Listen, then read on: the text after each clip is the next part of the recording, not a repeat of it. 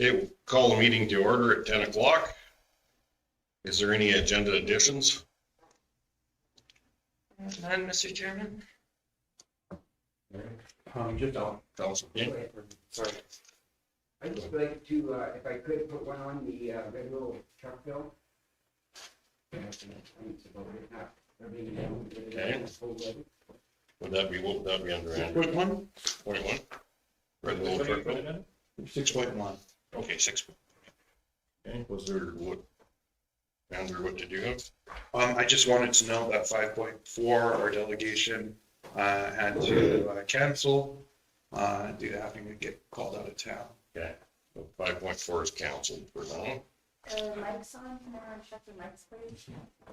I did go around and make sure they were all turned on. Make sure you're using them. Okay, if seeing no other additions, could I ask someone to approve? Councilor Stolberg, I will move the agenda with the addition and the deletion. all in favor? Dave, you can put your hand up. You can put your hand up too. We can see you, so. Oh, yeah, you betcha. Okay, minute approval for the December 8th, 2021 regular council meeting minutes, which were distributed. Councilor Gander, Move that one, please. are there any questions, concerns? Seeing none, all in favor? Carried. We have a public hearing at 1 o'clock on the regional SDAB bylaw. And we, as mentioned with delegations, one was canceled. We did have 4 delegations today though. And starting at 11:30. Our next step would be council's request for information, 6.1 Red Willow truck fill. Councilor McKay? Yeah, during it was actually last week there, a few of my neighbors went down to the fill and found out that it wasn't working. One's a small lady that she went over to White Sands and couldn't manipulate the thing into her tank there. Then she went to Stetler and found out that it probably doesn't work. Her car doesn't work here at the town of Stetler. So I'm just wondering if we can somehow forward information, or if the bill is down or what is open, and as to what we can do to help these neighbors out. In the end, she finally came to our place to get water for her horses. And I know another neighbor gets water for his household. So when it's down, it's kind of an inconvenience trying to run around, especially in that cold weather. So.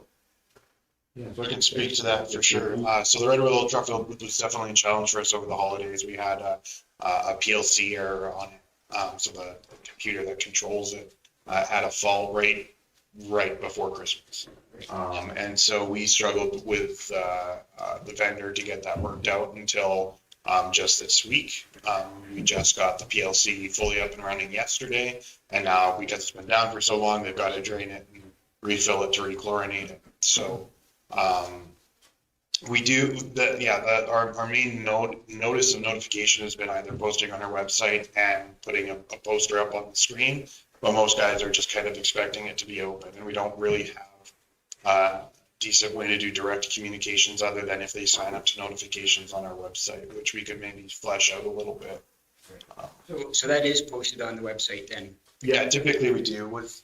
I didn't know, I didn't. Okay, so this one might not have been, normally we would, so that would just be a bit of a communication issue. Probably because, like I said, I think it was Christmas Eve that it actually went down. Yeah, it was last week that she went to get water and couldn't, and then she didn't bring her purse, so when she came to Stetler, she couldn't even get water here, so. She didn't have coins. For water, so it is what it is, so.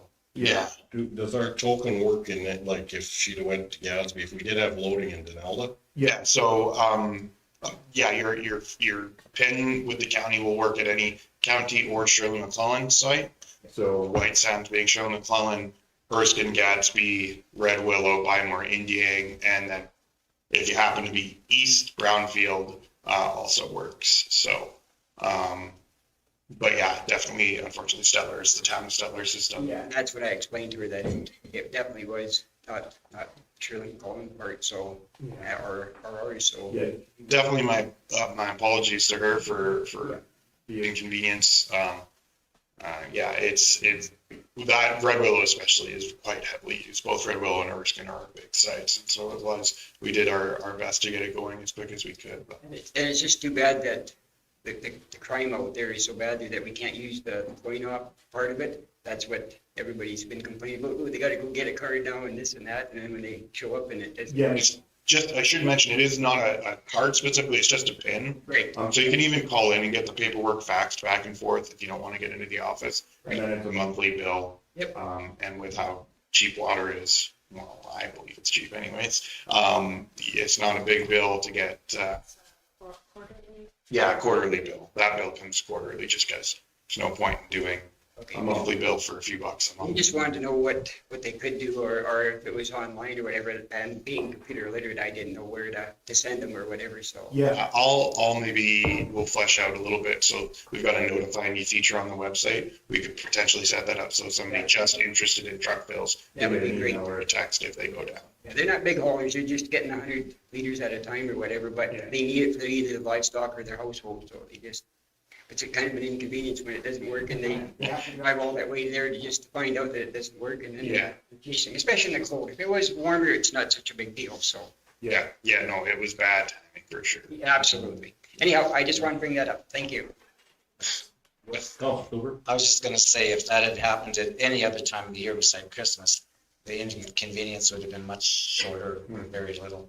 It just got caught, you know, office was closed, and even though the emergency staff was working, the communication part couldn't happen. But Okay. Now to new business, 7.1, request for decision, forgiveness of tax penalty, SCH 021, page 6 of our package. Thank you, Mr. Chairman. Sharon, would you like to speak to this? Good morning. We've had a request from a ratepayer for forgiveness on their November 2021 penalty. They have wrote into us and mentioned that they have suffered from medical hardship with COVID, leaving them unable to look after their affairs. Their family have done the best that they could at that point. And they are asking if council would look at forgiving the November penalty of $198.62. The recommendations are that the County of Stettler forgive the November 1st, 2021 penalty in the amount of $198.62 for customer SCH 021, or that the county forgive a portion of the penalty, or that the county council advise the ratepayer that the request is denied. Thanks, Sharon. Councilor Dendrick. This is an elderly couple, like the gentleman, he's been in the hospital ever since about September. He was in for about 3 weeks. He was out, they had come back on him. So he had to spend the rest of the time, and I believe he's still in the hospital. He was hoping on celebrating his 90th birthday in October back home with friends and family, but so they have not been able to make it. So I'll make the recommendation of number 1 that we forgive the penalty of $198.62 for them. Questions, concerns? Councilor McKay. I'm to understand that the balance other than the penalty was paid as soon as they found out, and that was what, mid-December. So they made an effort to do so in a timely fashion, which I agree with Councilor Tender that this is an elderly couple that weren't at home to take care of their own things going on. So I support that. Councilor Stevens and Councilor Colbert. I agree with Councillor Gender on this one. There's a strong, compassionate case.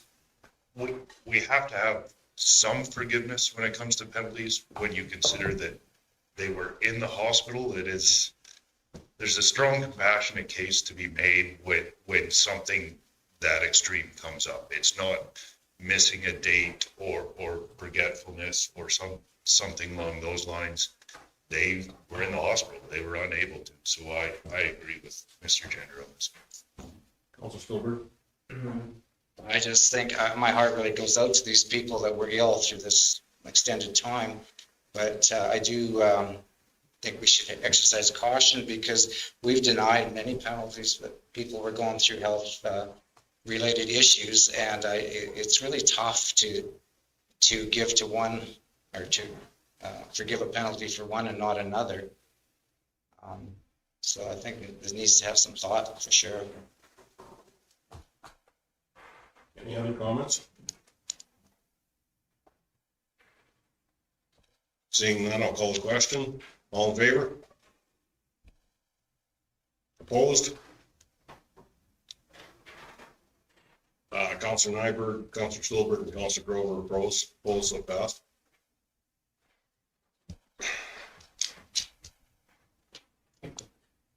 Seven point two, request for decision. AFRRCS radio communications equipment for purchase. Thank you, Mr. Chairman. Our Fire Chief Mark Dennis is here to speak to this. Podium might be easier to. Yes.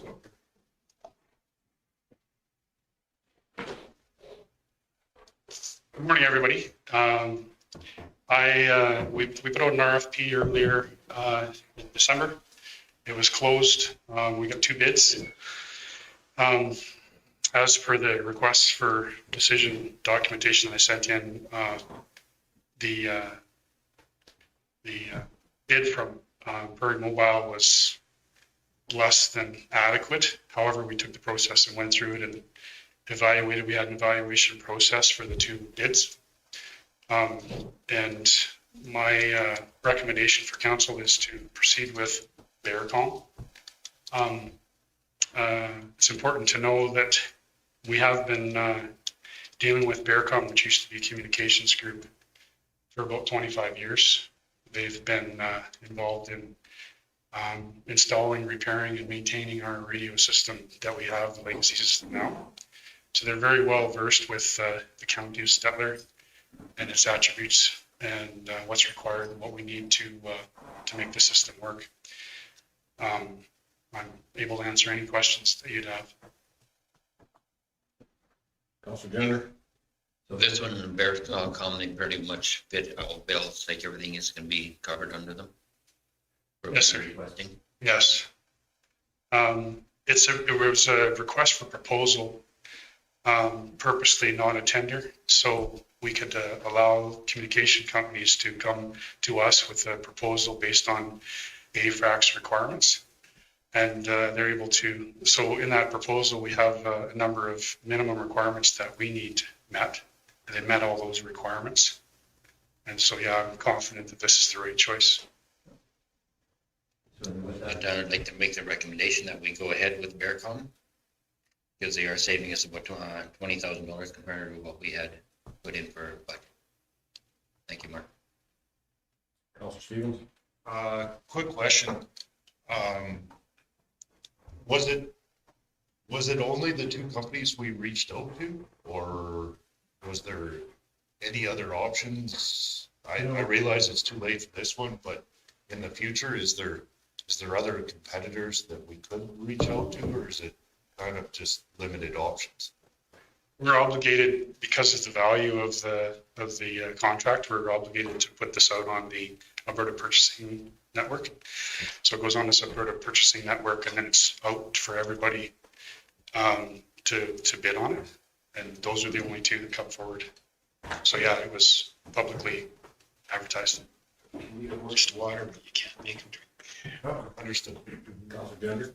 Does this go also with the Northwest Trade Agreement? Yes, So that covers all 3 or 4 western provinces plus the territories? yes, Didn't give much feedback from anyone. no. Thank you. Councillor Nyberg. So Mark, is there a contingency plan and a little bit of extra money in here, or is this 470 going to be that's the check, we write it and we're done?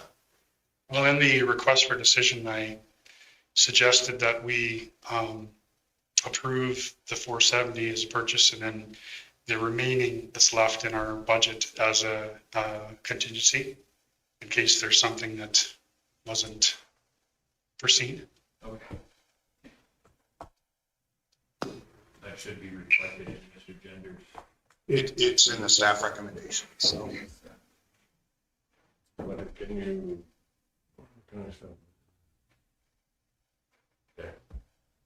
We can separate out the amount if that No, makes. no, I wanted to make sure because Mr. Gender made the motion to do that. He didn't make recommendation, but.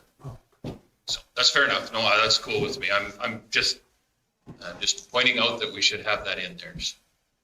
Gender? So we just make it, that it is allowable up to the maximum of the 4. Mr. Gender, just make staff recommendation would be the easiest, yeah. Thank you.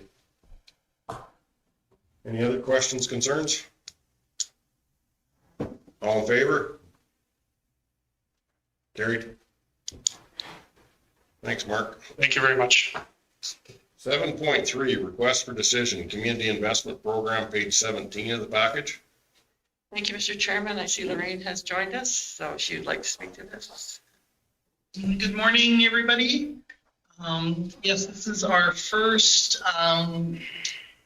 group of applicants for the community investment program since we implemented the policy last year.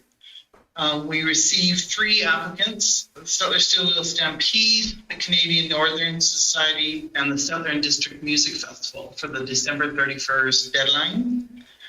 We had implemented the community investment program to streamline our sponsorship requests from community groups in an equitable way with a budget amount per year. We had budgeted $15,000 per year annually to support local events within the county. The applicants this year, the Steel Wheel Stampede had requested $10,000, Canadian Northern Society for their 125th anniversary in July 2000, and the Stellar District Music Festival in April for $500.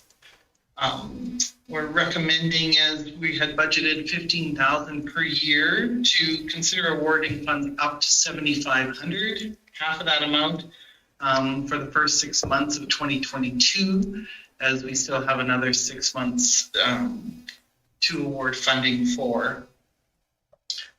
We had also listed what we've given in the past to the Steel Wheel Stampede, which was $500 in 2018 and 2019 as a guideline, and Stellar Music Festival has received $250 in the past. So our recommendation was to award up to $7,500, leaving $7,500 in funding for consideration for the second half of 2022, and our next funding deadline for groups will be May 31st of 2022. Thank you, Lorraine. Questions, comments? Councilor Our Stolberg? total requests are 12,500, and we consider we should try and stay within the 7,500 or less for the first 6 months. Thank you. I guess in the spirit of keeping within budget for a half-year budget, I will make the motion that the Steel Wheel Stampede is awarded $5,000, the Canadian Northern Railway $2,000, and the Stellar Musical Festival $500 for a total of $7,500. Councilor Grover? Yeah, I'd like to speak to that. We went from 500 to 5,000. I like the Stampede. I think it's a great idea. But, you know, you're going to have, I think in the economic time that we're in and this COVID thing and everything else, I think you're going to have more people come the next time around. I just would hate to see one outfit get away more than the others. And the Steel Wheel Stampede's been going for quite a while. I think it should stand alone or you know, or not have to have the big shot of that 15,000. Thank you. That's my input. Thanks, Councilor Grover. Councilor Nyberg? So we're on day 12 of the new year and we're going to spend our entire allotted money for this. And I mean, we've basically, if this is kind of how we're putting it out, $7,500 for the first 6 months and then $7,500 for the next 6 months. I get it. I understand that. But we're basically on day 12. We have, as you would, we've blown the kitty, I guess, in one motion. I'm not sure if I'm understanding this right. Okay. So just to clarify, the policy has 2 deadlines and there will only ever be 2 requests coming to you per year. or two RFDs coming to you per year. So this is to cover the whole first 6 months. The deadline to apply for any event sort of within that first chunk of the year was December 31st. And so now next time you'll see it is in 6 months. Okay, and I get that, but I'm thinking like this is a new policy. I'm sure we're gonna see people come with money or requests later on down the road. Now, maybe we didn't think the policy as well through, I don't know. Cause I'm thinking there's a ton of these people or events out there that are not going to know that they've done it the same way they've requested from us in the past on, did we get back to Lorraine, to everybody that's made a request to us in the past? That we've changed the policy and that we have moved forward to this? Yes, we sent it out. It was all sent out in the county connections. So that was over how many thousands of magazines. And yes, the rec board's aware. And yeah, anyone that applied submitted applications. So, but the 7,500 is a guideline. The 15,000 was a guideline to use for the year to make it equitable for the groups. So we can for sure stay within, way below that. It's just a guideline of budgeting. Go ahead, Councillor Stevens. I actually like the idea of the deadlines. The reason being, these groups, if they're planning their funding, they need to know months in advance. It's if they came a month before the Steel Wheel Stampede and asked for money, it's kind of tying our hands if it's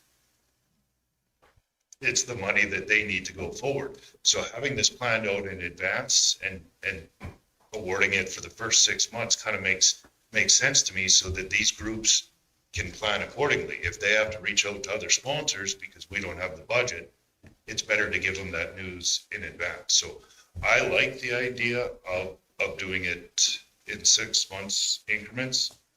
And yeah, that's my comment. One question for Lorraine. Is there any concern? I know the Stettler Music Festival would be an indoor event. Is there any concern that might not move forward because of COVID restrictions? We've done it virtually in the past. Oh, okay. They did a virtual event last year, and as the rules or as they're allowed to do in person, but mostly it'll be probably virtually as the COVID protocols Okay, fair enough. allow. Council Stolberg. Well, upon hearing the discussion of this and realizing that this is a new policy and it may take people a little time to pick up on how it works. And that being said, that the second half may receive greater demand than the first half. Like I'm quite willing to adjust my motion to 25, 2, and 5, so that it leaves a little bit more room for the balance of the year, when typically, I guess, summer, fall has more activities happening anyway. So I'm quite willing to adjust my motion to 25, 2, and 5. Respect. Thank you, Council Stolberg. Council. And that's just my comment of it into Mr. Stevens about the fact that this is a new policy, and it always takes people a little bit of time to get into the frame of mind. As much as we can, we've said this 1,000 times at this table, communicate the best we can to our stakeholders.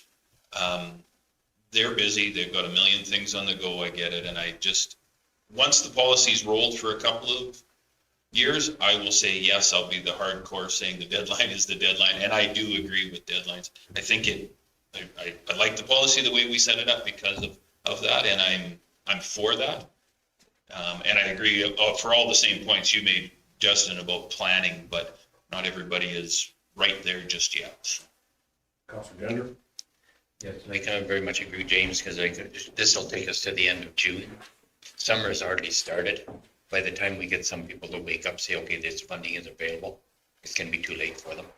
I would like to be able to see a policy change. I would bring it back to say, okay, maybe every 3 months, let's split it into 4, whatever it's going to be. Yeah. I don't necessarily know if that's the case, but it might be something that could be brought up. I agree, though. I think there's a lot of people hibernating after the last 2 weeks of beautiful weather we've had. And supporting Councillor, what Councillor Grover had said is we do have a lot of other rodeos and like bull riding and things like that happening in other communities. Steel Wheel, we gave them that 5,000 to kind of give them the boost to get through. And I was a little bit, I guess you can't shame anybody for what they asked, but I mean, 10,000 I thought was coming to the table pretty heavy. But I guess you can ask and get rejected. I think it was a very smart move on their part. Yeah.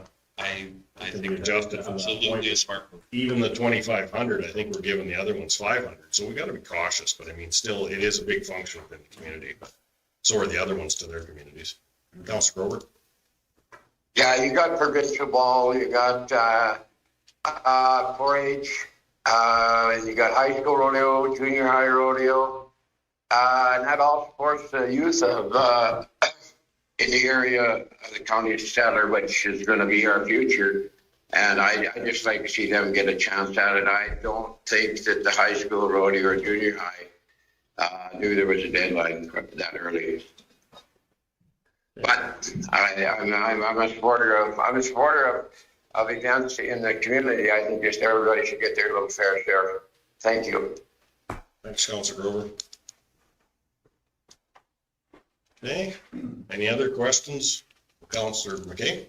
I just got one comment here. The next deadline will be May 31st, which is only 5 months, not 6 months from now, or from the last deadline. So it's really not even out 6 months apart, but I get why the May, because it's summer events happening here, so it's all good. And maybe like Councillor Gender said, maybe every 3 or 4 months would be a better deal to, to look forward to down the road. I don't know, but this is new, so.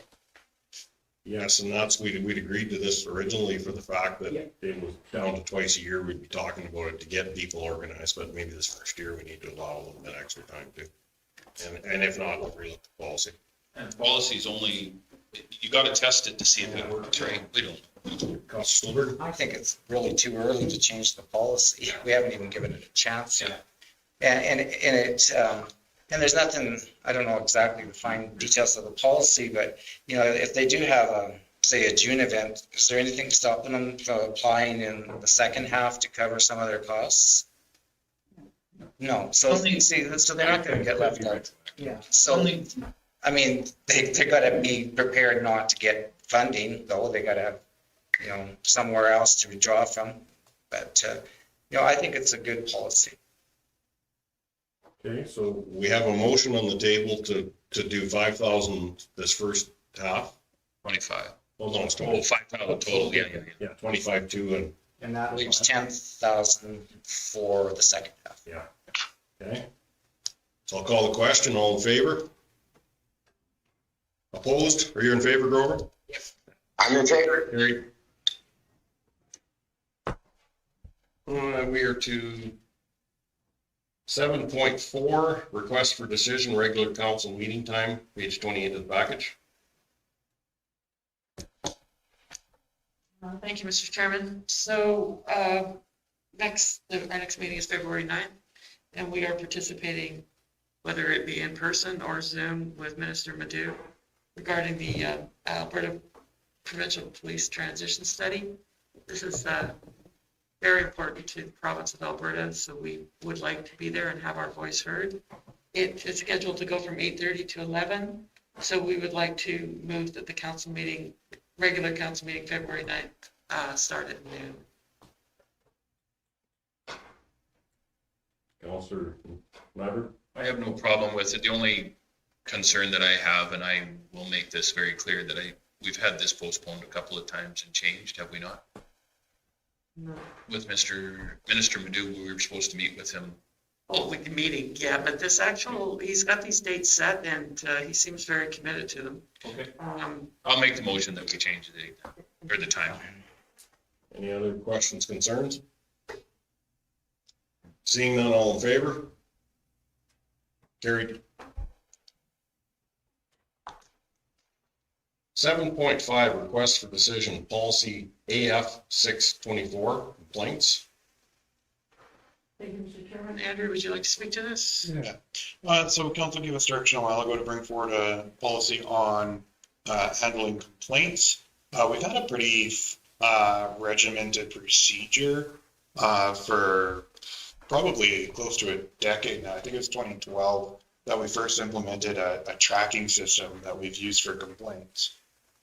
So we thought that an easy way to handle that would be to just codify what we're already doing.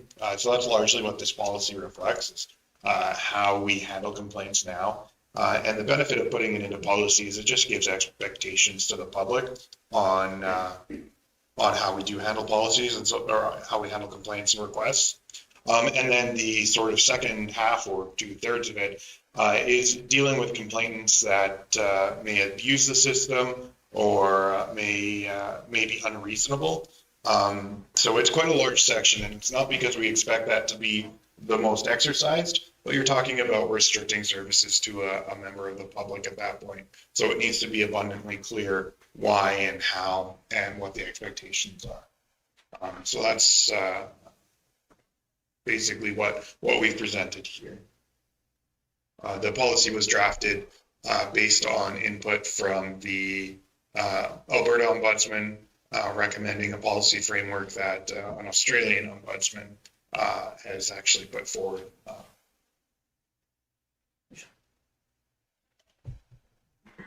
Councilmember? So the ratepayer request system, and I know the majority of the public probably doesn't understand it or know how it works for council, but the fact that this was implemented about 10 years ago, maybe, where the council would be notified of a complaint, but if we're not monitoring your emails 24/7, you didn't know what was going on.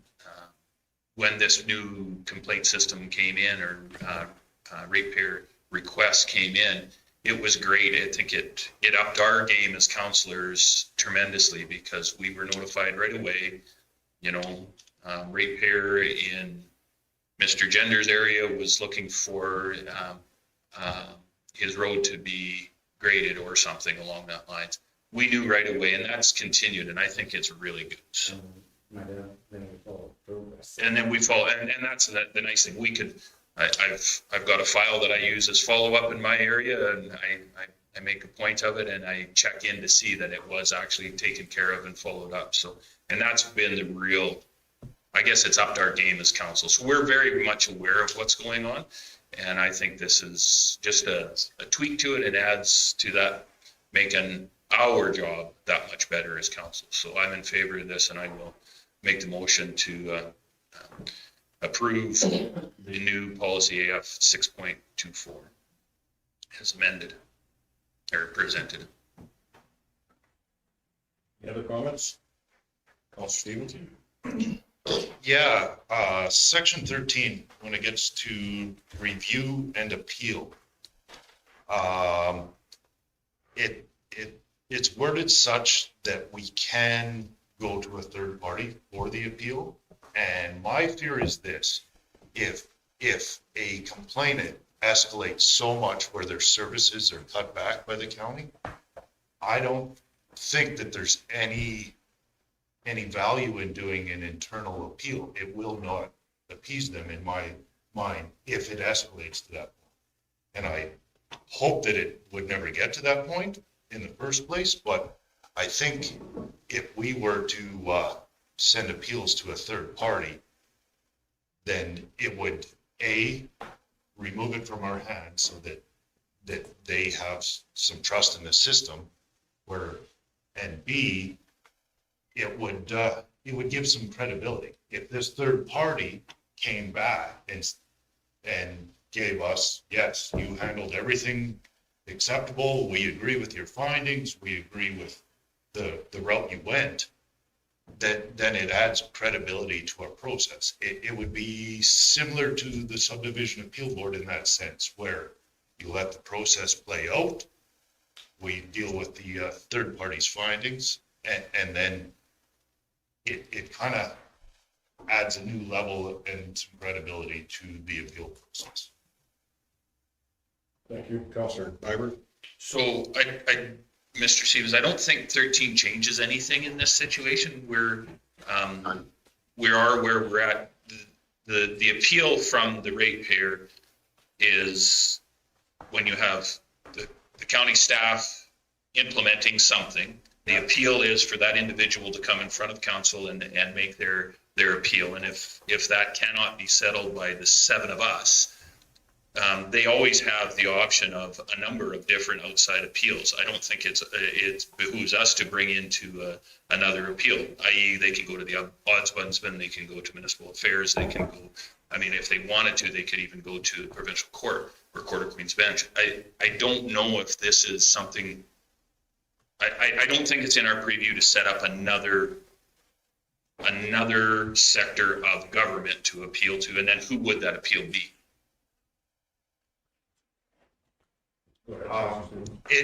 Our policy already leaves the option open. So the way it's worded, this review will be undertaken by a senior staff member or third party designated by council. So it already leaves that window open. But if something escalates to that point and we decide, okay, we're going to have your review done by a senior staff member, this person is already, I would assume, upset if it's escalated to that point. So us referring it back to the same senior staff member that may have handed out the first recommendation, I think we're just putting ourselves on a hamster wheel to go around and around. That's why I would like to see. Well, and I guess the proof is in the pudding, and I guess use the example of Mr. Smith wants his back road graded. Our individual says no. That is not what the policy states. Comes to council. Council says to our senior staff, have a review of this. I think this is something that we could probably make happen. And then the review comes, well, I think council wants me to look at this in a different light and I will change the decision. That's how it goes.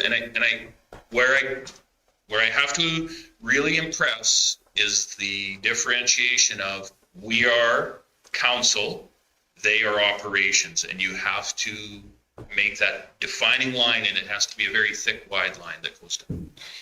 Councilor Stevens?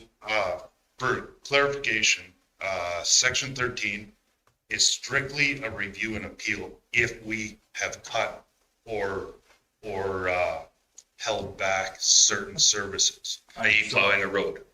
I can clarify. Sorry. No, this is specifically under the unreasonable conduct of the complainant. So that's where we said, okay, every time you come to staff, you're swearing, you're rude. You can't talk to staff anymore. You have to go in writing 100%. This isn't talking about county services. I'm talking, but they still have to communicate with one of our staff members. Right. And if they say, no, I'm not talking to you, he's not getting his road plowed. Right? The idea is that we would never get to the point where an individual has no access to the county. That's not our mandate. This policy seeks, in the majority of cases, if there's an unreasonable complainant, to simply limit it so that it doesn't become either a significant impact on the health and safety of our staff, and so that doesn't become an unreasonable amount of work to manage. And that's why the policy was drafted the way that Councillor Stevens has indicated, where the review is taken by a senior staff member or a third party, not necessarily a third party board, just because we don't want it to be where they're just coming to council every time something goes wrong, because of course they're just going to exercise that. But if I'm understanding Councillor Stevens correctly, he's seeking some more designation as to perhaps remove the senior staff member from that and designate what that third party would be. Say a mediator would be an example. Yeah, and I can speak to that a touch more. To give an example, Mr. Smith is a developer. He's making an application. Now, throughout this application process, he has been swearing, belligerent. Let's say he's even made threats to staff. And our staff, in an effort to protect themselves, have limited their access, saying you need to have a designate come in on your behalf with you or something along those lines. So it's already escalated. They already have a designate, they already have special terms just to communicate with our staff members. This review would kick in at that point. And if they hypothetically threaten a staff member, I do not want that same staff member to be taking the appeal. I think that's putting our staff in an unfair position. Because we've already went through that process. We've limited their services for a variety of reasons that could be listed here. And at that stage is where I would like to see a third party kick in, whether it be a mediator, if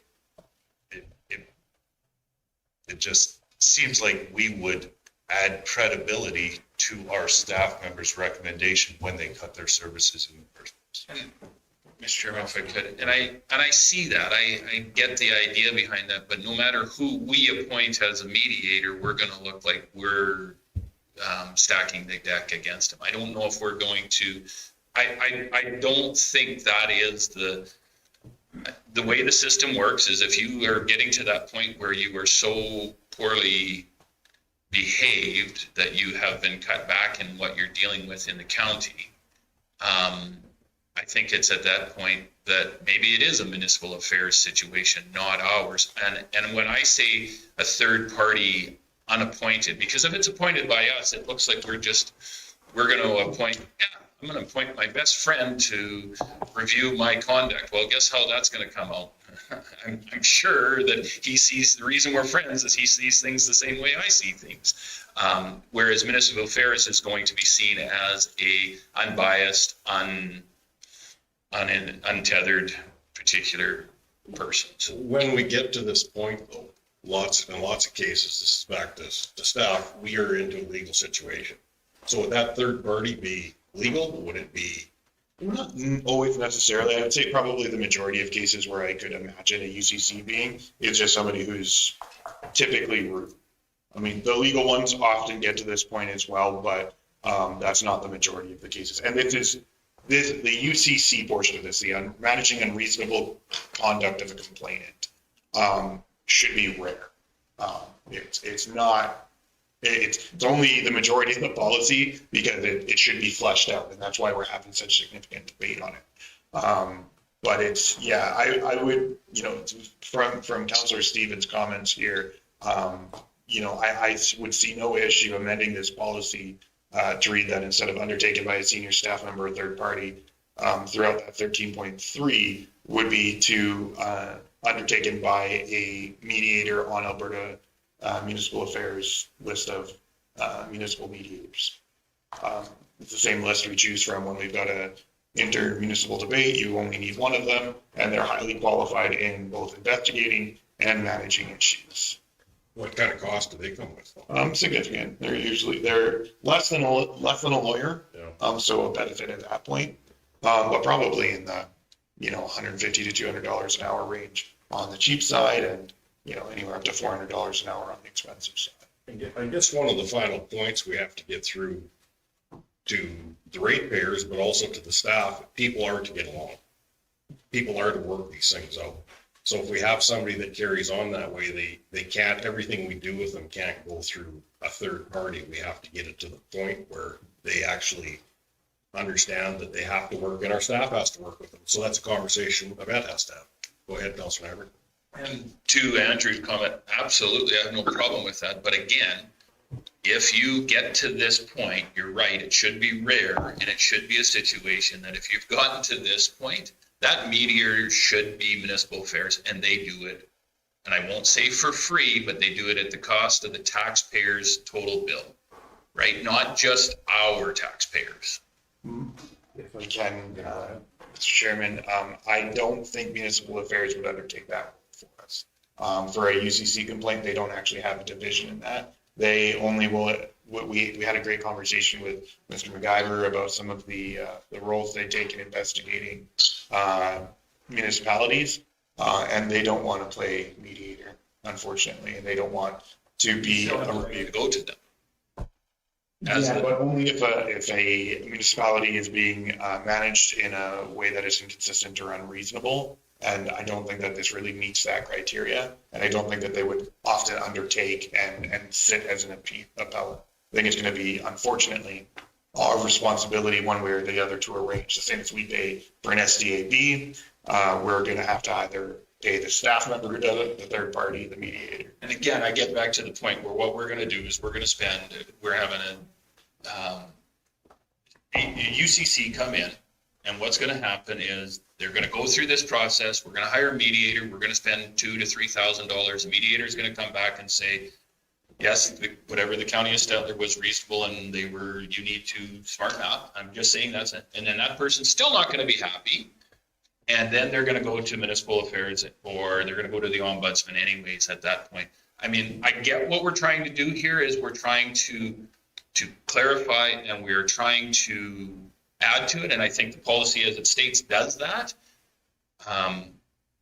Unfortunately, in the world that we live in, there are going to be those people that no matter what you do, you will never make them happy.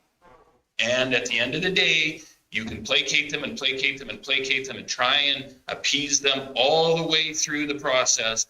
And no matter what you do, they will not be happy. At that point, you have to say, I am sorry. You do not feel the same way that this is. It's time to move on. And if they don't like it, they can go to a much higher decision maker. And all we're doing is just adding another step if we add this mediator into the play. And it's a cost to the county of Stettler ratepayers for some individuals that were never going to change their mind. I would make a very substantial bottle of scotch bet that every one of the mediators that we go through will come back, because I am that confident with the county staff and management that every one of the mediators would come back with the same decision, that we've done everything we possibly could to help this individual. They will say, we're sorry, individual, time to move on. That individual will then go to municipal affairs. When I say substantial bottle of scotch, I mean a very substantial bottle of scotch, because I do have that much confidence in our staff. Mr. Stevens, I'm not discounting what you're saying. I'm just putting the reality of it out there. Gender. Like, this is a position of where we would be incurring the costs, and the person that's being the complainant just walks away from it. So like, it should be more the shared burden of that cost onto them. If you really want to have a complaint that's justified, put your money where your complaint is.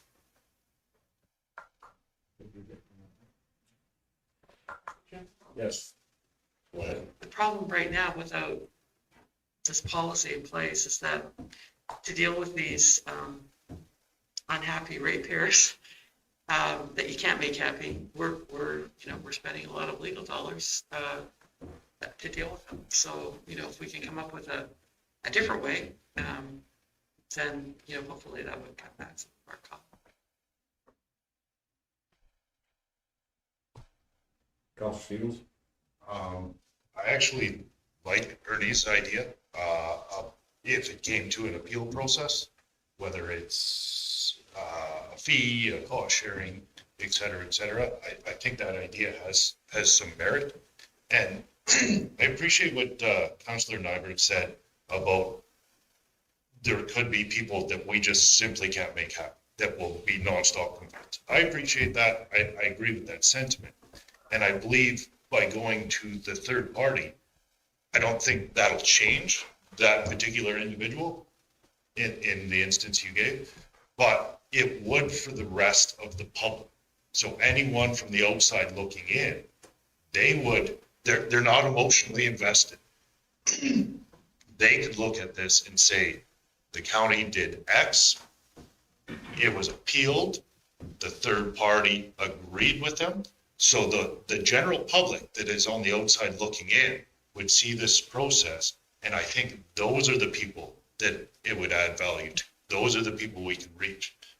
If someone is that upset and it escalates to this point, you're probably right. We probably can't reach that person at that point. But the general public looking in, not knowing all the facts, this adds that trust, that credibility. And one more point I'd like to put up for discussion, because if we're gonna do the policy, I think we should specify when we would add a public notice of this, when it's warranted, when it's not. Your average ratepayer complaint, Joe wants his road plowed, that doesn't justify a public notice. But if we made it all the way to this review process and appeal, do we want to go public with that and put it on our webpage, or do we not? And I think, I'm not sure what the best answer, but I'd like to have that discussion. Just think it's important to clarify, just for the sake of this discussion, is that this review process does not apply to a person's, or sorry, the review process does not apply to the response to a person's complaint.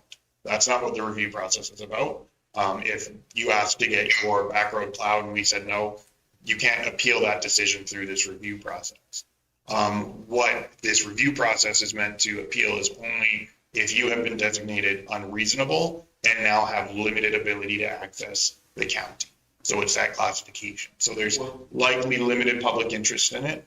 And let me clarify, when I was saying that our director of public services has said no, and they've become belligerent and he starts talking to me. People don't come to council with a simple situation like that. It's when they say they won't even talk to me anymore. Okay, we'll come to council and we'll have that discussion. So, and if we said no, okay, then they would have to have a process to.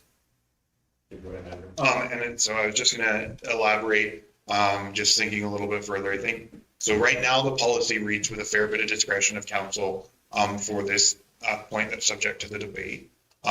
So, I could recommend as well that council leaves it as is, because these decisions on who is going to hear each complaint on a case by case basis is going to be made by you guys now, or sorry, not the complaint, the review process. So who hears the appeal is going to be made by you now. It may be easier once you've got something in front of you to grab onto and understand the situational subject nature of it, to understand. And then as you make those decisions moving forward, you may find that a policy amendment would be necessary then to say, okay, 10 out of 10 times we've said we're going to get a mediator, or 10 out of 10 times we've said, no, this staff member who is unrelated to it can handle it.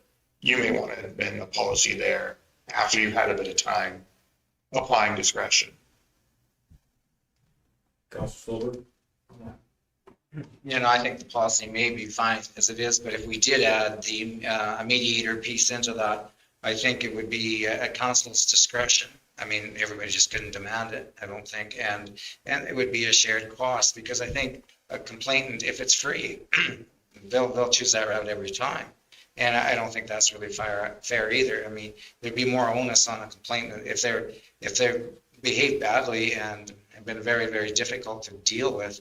I mean, maybe they can learn to behave properly and be more reasonable to deal with, rather than go to a mediator that's going to actually cost them as well. But as Andrew stated, we can always go that way if we need to, but at the time being. I agree with that. I think the shared cost and the option at the council's discretion. Councilor Grover was up next, sorry. Yeah, Councilor Member. Go ahead, Councilor Grover. Oh, you're muted, Councilor Grover. There we go. There, you guys want to talk to me? Yeah. What I'm saying is it's worked pretty well this way here, and we've had problems before, and we've had to take this here on other stuff. We've had to take it. It was with another municipality, and it cost the county of Stettler, every ratepayer that pays taxes in the county of Stettler, a bunch of money. I'd like to see it stay the way it is. And on a case by case, if it's the council, that's what all of us seven are voted in there for, is to make these decisions.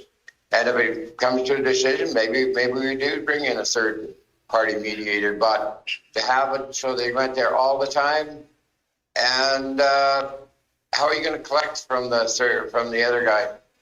We already have some that will not come in compliance with collecting the money, and the county still owes that money. I'd like to see it stay the same way. I won't vote for going straight to a third-party mediator.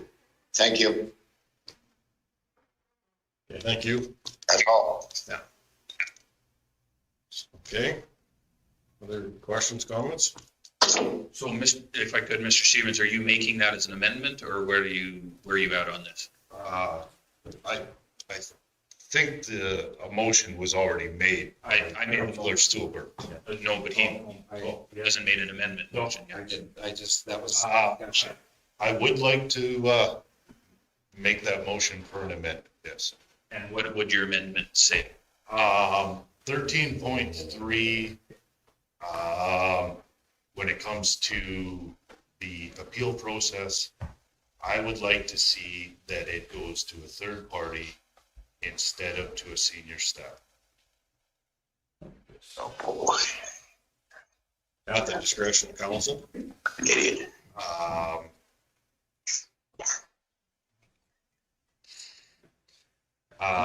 Mute Dave.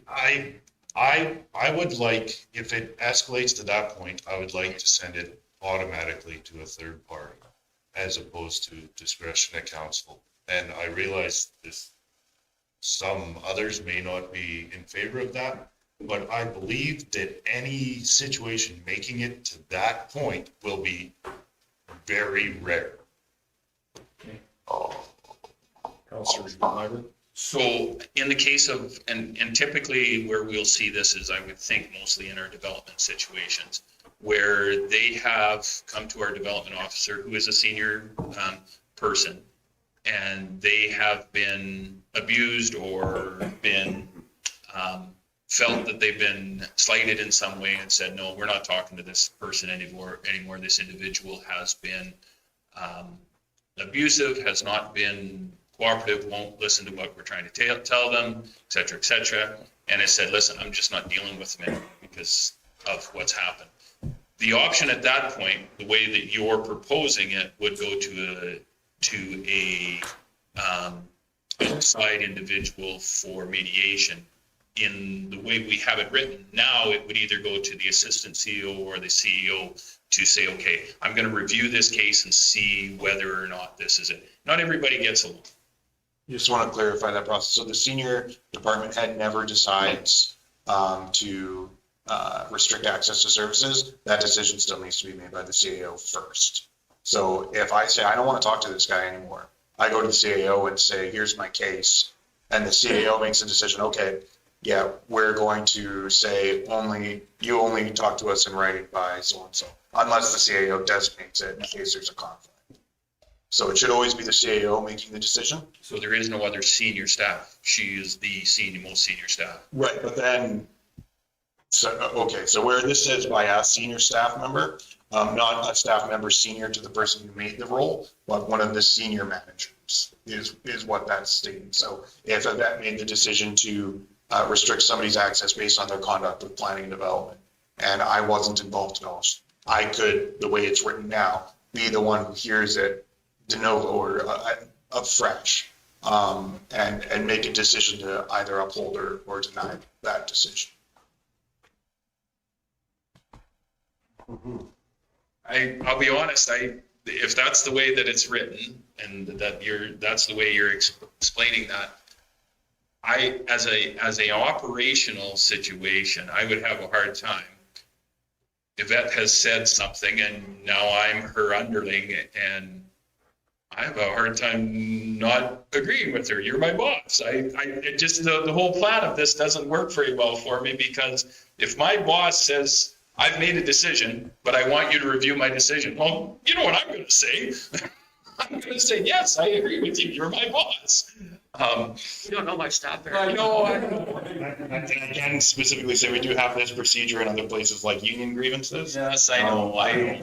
Personally, I can say I have overridden those decisions in the past. I know. And we have a great working relationship now, but as we govern at this table, we govern for multiple years, and policies that are put in place don't cover the new Yvette and the new Andrew and the new Rick, right? That's where you will have some situations that I think we have to have good policy making good governance. I mean, it's not uncommon for, you know, somebody just doesn't like you. He doesn't like the color of your hair, or he doesn't like your voice, whatever.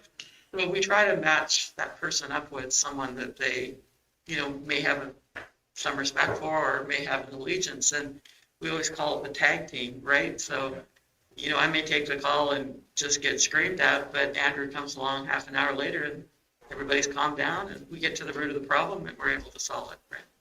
Customer service is always a tough business to be in. And that's the majority of our business.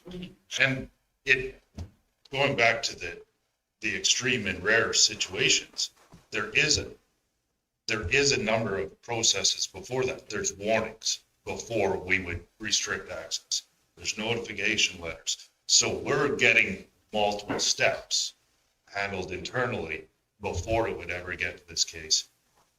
And that's why I think the need for this would be rare, but that's just my opinion. So I see the amendment and I don't necessarily,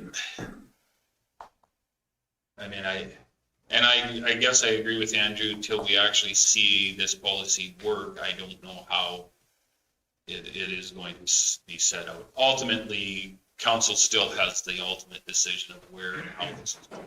and who is that third party, et cetera, so. Yeah. I mean, How far it does go. to move this forward, I can accept this as an amendment and move forward with it. Okay, so that puts us back to our renewal. Yeah, so we're on a motion effectively as amended. So if everybody agrees that just the simple amendment shown is just to strike senior staff member from the two places it appears in 13.3. Counselor Stillberg? I was just gonna add, with this amendment, it still doesn't mean we can't go through the process as it was originally outlined. It can still go through that process to switch them to a different senior member of this county who they may have a better working relationship with. So it doesn't really tie our hands either. It just gives us another option. Yeah, in an ideal situation, if we get to the point where somebody's restricted on services, it's probably pretty minor to start with. It might just be you don't talk to that one staff member that you seem to conflict with. And nobody's gonna bother appealing that. They'll just say, okay, well, I've got this other guy. Right. Okay, so we have an amended motion. Lots of discussion. I'll call the question. All in favor? Opposed? I'm in favor. You're in favor? Okay, all carried. Okay, what? Okay. 7.6, request for decision, joint council meeting date, page 40 of the package. Thank you, Mr. Chairman. We have two new members on council. It's probably time that we sit down and talk to our biggest working partners. So I talked to Greg the other day and got some dates, and this was before COVID went even crazier than it was back then. I'm not sure if you guys want to continue to look at keeping these dates or if you'd like to delay it a little bit longer, but I think we need to sit down some of the topics I think we need to discuss is the fire service, especially with Denelda looking at leaving, the lagoon problem that we're both having, and there's probably several others that we could have.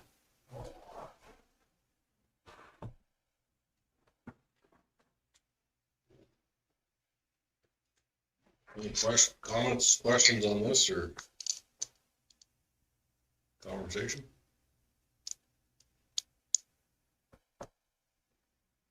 We could organize a supper meeting. We could do it at the hub or we could do it at the community hall. I think the town would forego the rent. Yeah. Yeah.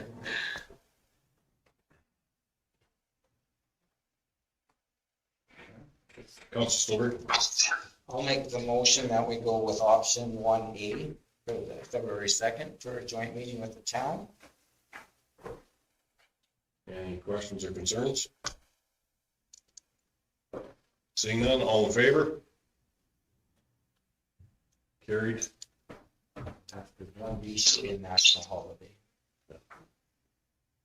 Groundhog Day. It's my birthday. Oh, even better.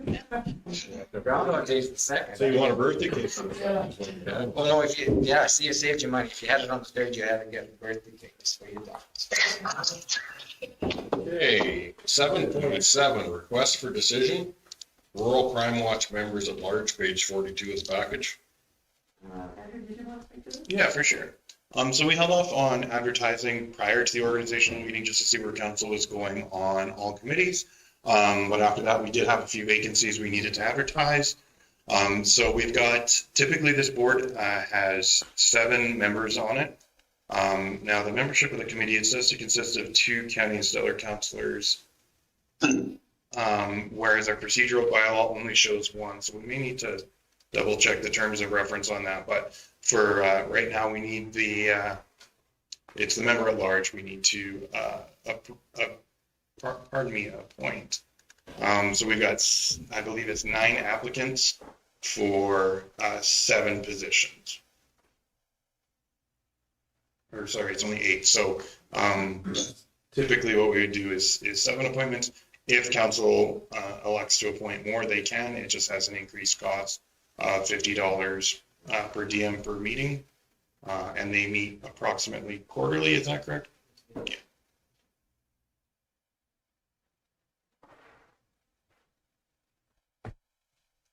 Okay, thank you, Andrew. There's, like, with it being down to the 1, I am almost, myself, I'm almost in favor of having the extra person on if they're showing interest and want to come to the table. And then 1 counselor on the board. Do we have 2 councillors appointed now? It's your- I got 1. So I think it's probably the procedural bylaw that we just want to amend based on what council's direction has been set. I think the procedural bylaw showed what the terms of reference were. But yeah, and I can't, that does sound familiar, that at one point we did end up appointing 2, possibly because we had vacancies. But council can consider that more specifically as part of the procedural bylaw as well. So we only need the members at large appointed. Councilor Dender? Members at large are what, $50? Yeah, on this committee, yeah. I find that be great, like Larry was saying, that we keep with the 8, because there's going to be someone wiping off. Do you want to make that a motion? So who's not on then? We're going to go with all 8. Oh, I see. Okay. And they're not voting, so it doesn't, as far as there's no voting, so it doesn't matter whether you have even number or odd number. All consensus. Yeah, I'm fair with that. Any other questions, concerns? All in favor? Anytime you have interest in volunteering. 7.8, request for decision, appoint member at large for the Stettler Board of Trade, page 45 of the package. Thank you, Mr. Chairman. So I received this email from the new director of the regional trade, and they would like a county councillor to sit on that board. I think the email was attached to the RFD, if I remember correctly. Pretty self-explanatory. No? Okay. So they're not looking for any financial contributions, but they would like the county's voice at the table.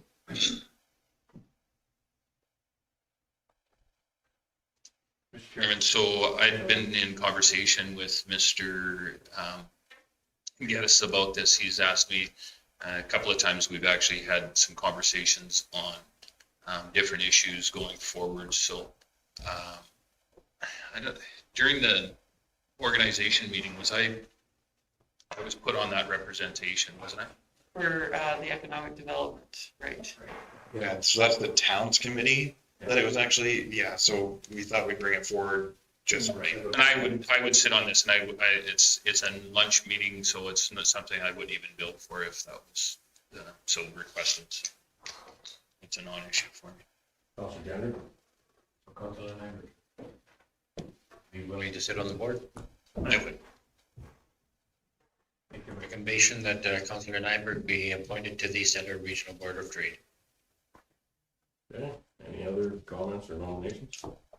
Be appointed as a representative for the county.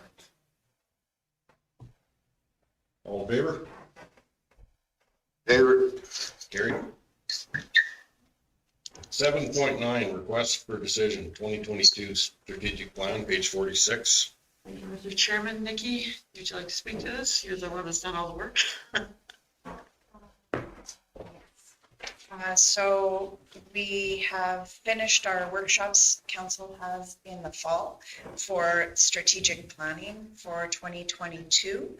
And going forward, we try to make it a 4-year plan, but council is given the opportunity each year to workshop this through again and make changes, updates, and amendments as they see fit.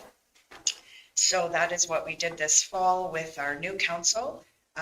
We reviewed the old plan, the 2021 to 2024 plan, and we've updated it with their direction for 2022 to 2025. So as you'll note, this will go on the website later, but if it's approved or amended. And as you'll note, some of the items are ongoing or progressing because they've been on the plan for 1, 2, maybe 3 years even already. And then the newer items have no notes beside them, and that's because they're new items or they haven't been started yet, or they're planned for a different quarter in a different year as we make our plans. So just presenting this to council as their final plan for comment, revisions, and or to pass. Councilmember? So part of strategic planning is we should be always looking at our strategic planning and what we're doing in the day-to-day business is working and how it fits into our strategic plan. We put a lot of effort into this, and I think we've come up with a very good one. But how does that work with our day-to-day plan? When something comes to council, and I don't know if we did that for a while, we were putting that as how it fits with the strategic plan. It's on most of the things. Okay, so I think we need to tighten that up a little bit and be more of a focus of where does it fit in here as far as referring to the expand opportunities with community partners and economic development. I get that, but where on the list of our strategic plan, is it a 5 or is it a 1, right? This gives us that, but I'm saying more focus in that whole. Yeah, so this plan doesn't have prioritization on, it's got some general goals for timelines, but not. Actually, council completed a survey prioritizing from 1 to, so most important to least important. So this plan is prioritized in the order that council prioritized it in their last survey when you reviewed the plan. So in our strategic plan linkage, can we put that in there that it is a level? So that would be what the number, the second number on the plan would be then? That's just- I see, okay. So 1.2 means under council and governance, it is the second highest priority. Okay, fair enough. We can do that. We can do anything you. Well, now that I know that, I will pay more attention to it. It does get a little confusing because staff now goes through this plan and we assign appropriate timelines that are manageable with our current staff and workforce.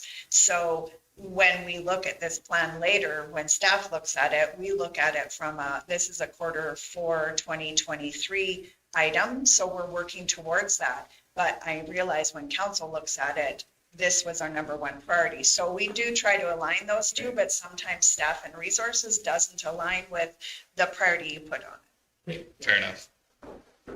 I guess one comment on it though too is you look under each item and like under council and governance, it's established level of service and funding. And then you look under number 1, you look under public works, number 3, increased staffing levels to meet current service levels. So the two of them, you have to be able to work all of it independently too. They both affect it, absolutely. Because if we say we want higher service, well, that increases 3, but if we say we want lower service, it either stays stable or may be a different direction, so. That's what everybody wants. We want higher service for less money. Absolutely. Okay. What's new in this plan, I should point out, is that fire did join us for the first time in our strategic planning. So the fire section is completely new this year.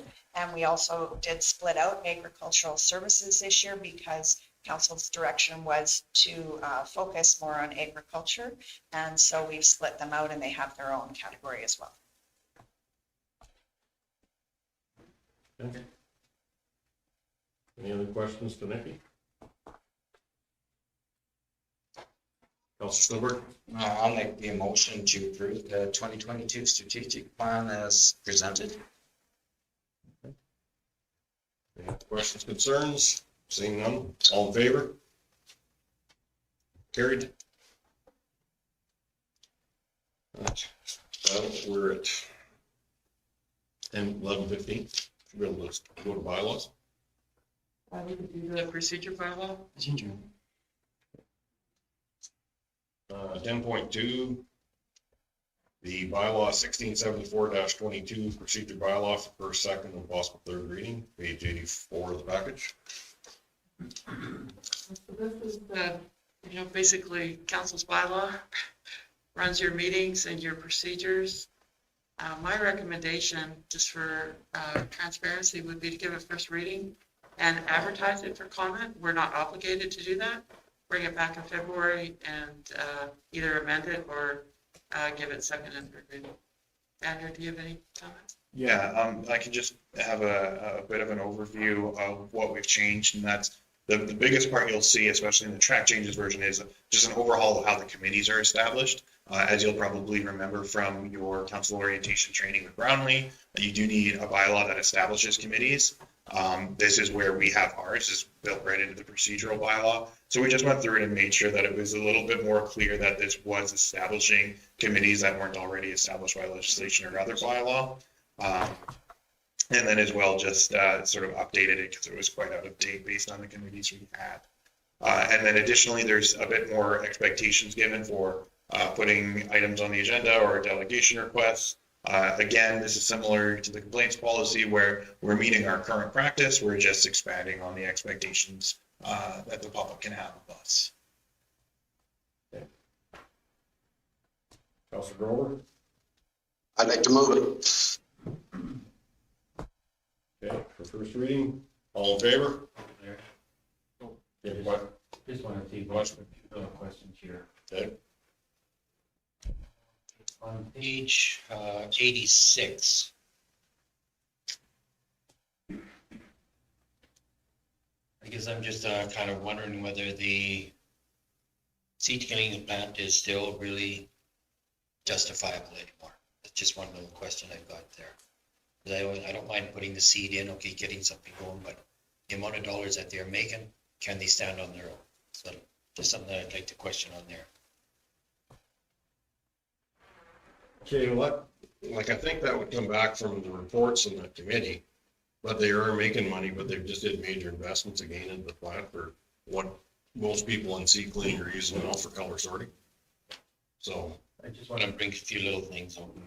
Okay, and then on the Stettler, on page 87,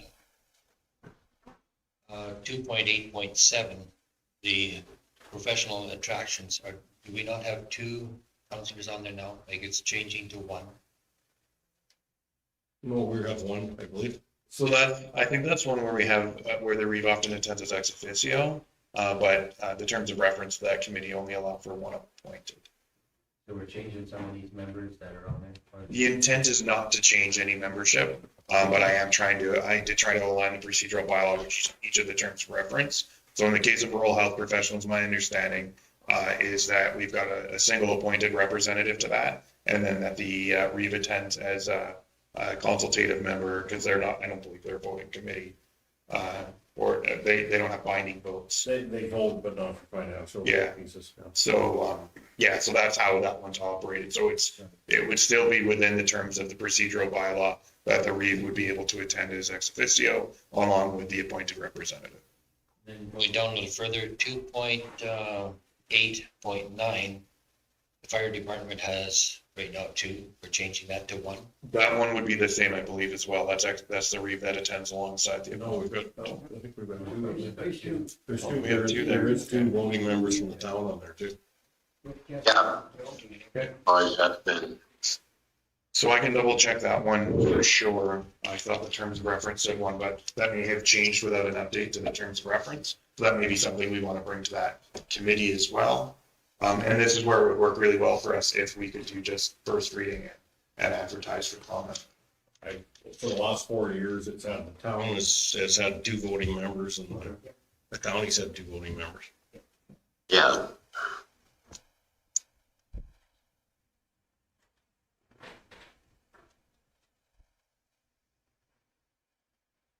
I'm just trying to get a few of these hammered out before we go to second, third, like, then as we go along, we can fine it in. On page 88, 2.12. I'm just saying, okay, on where it says absent of any such member at the time of his being, are we gonna try and say like gender neutral in there? Not his, it could be one or both, or however we're gonna put the wording in there. Yeah. I can amend. That means you don't get to go on any committees if we're gender neutral. Just being the ex officio. I tried to catch as many as I could, but thank you. No problem, no. There was one other little typo. It was just, instead of one, it was just an ON. And that was on page 88 also. 2.9.21. The committee shall have one counselor. In front of that, you just got on. Just trivial, but. Thank you. Same as on page 90, 4.19. It's another gender situation there. Address himself. Grover, nothing. That's got her. Thanks, Thank Andy. you. If I may, Mr. Chairman, the sea cleaning plant, I'm pretty sure that if the sea cleaning plant fails, then basically the county is obligated to either clean it up and dispose of it or put it back on track. So Yep. we do have a pretty good investment in it. We're only 1/3 with provincial government and Yeah. And we all, I need to talk. Yes, go ahead, Councilor.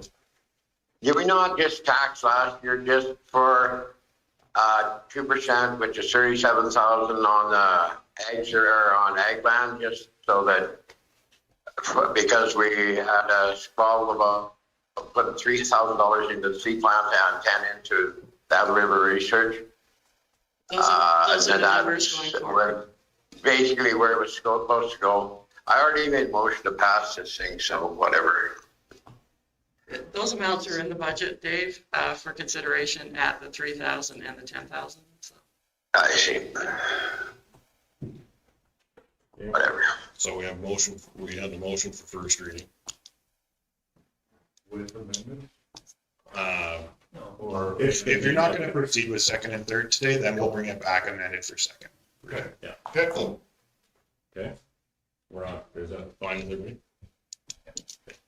So you had your hand up for questions when we did our vote, Councilor Bender, so I guess is everyone in favor for first reading?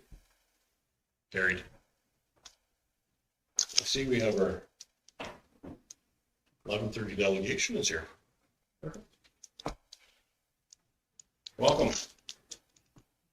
Oh, you're looking at your phone again, aren't you? Just make sure you're serving us here. Just checking that, make sure. Chair, we ask for a 5-minute recess Yes. before we carry on. Okay. It is 25 after, so.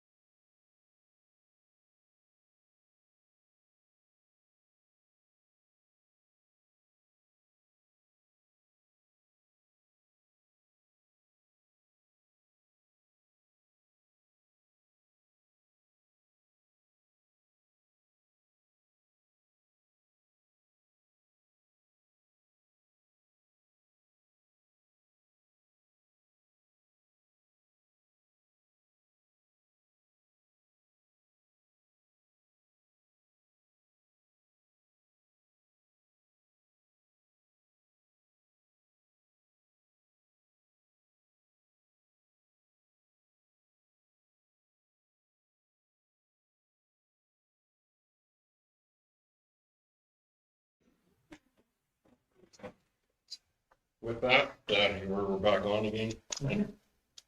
We have Wayne Nixon here for his years of service award to be presented by Council Stolberg. Thank you, Mr. Chairman. I'd just like to make a couple notes here. So we're really pleased that Wayne and his wife Lori can be here today.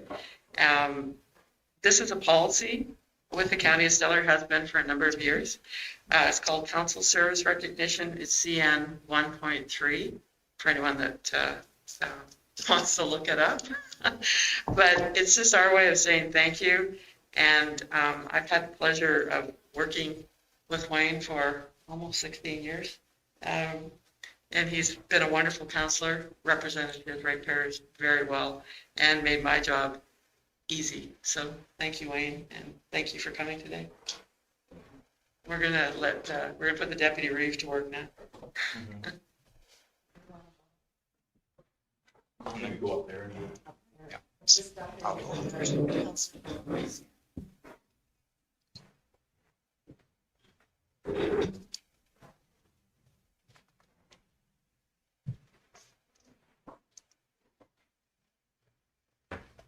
Well, as Deputy Reeve, it's my pleasure, Wayne, to present you with this gold watch that's not gold and a monetary gift from the County of Stellar as per policy.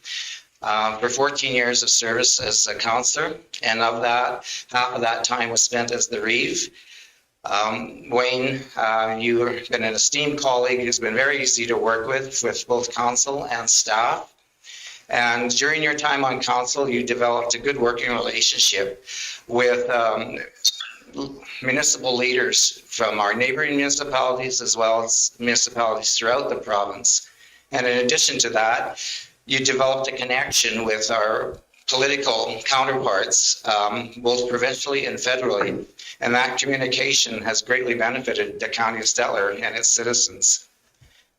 Wayne has always had a deep sense of pride for our county and especially its staff, and he's never been shy to make that known. During Wayne's time on council and as Reeve, the county accomplished a great many projects. Among them was the building of the brand new Donalda Fire Hall, the installation of rural water lines throughout the county, the creation of the new recreation agreement with the town of Stellar that replaced one that wasn't working so well and was a great improvement.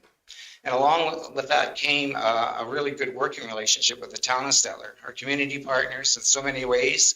And that relationship was built and to what we have today is an excellent relationship with our partners in the community. Other projects that took place while Wayne was in Reeve is there was some road projects. There was a number of large ones. Two that come to mind is the construction of the Resource Road and the paving of the Fenn Road. And in addition to that was gravel reserves, like a substantial amount of gravel reserves were secured for the long-term use of the county that will serve the county for many generations. There's a number of projects. Something that Wayne was particularly proud of was the number of clean audits. Every year the county achieved clean audits, which is far more than balancing the books, of course. And I suppose the crown jewel of it all was the construction of our new county shop, which is a multi-purpose building that has served the greater Stellar community well, and the staff have a safe and efficient place to work to better serve the community. Wayne's been a part of all these things, and it's my pleasure to present you with this award, Wayne. And I guess I was just going to add too, with all these projects, it never broke the bank either. The county maintained and built reserves to a good, healthy level. So thank you, Wayne, for your 14 years of service. It's very much appreciated. Put my mask on to do this. So. Yeah. Anyways, thank you very much.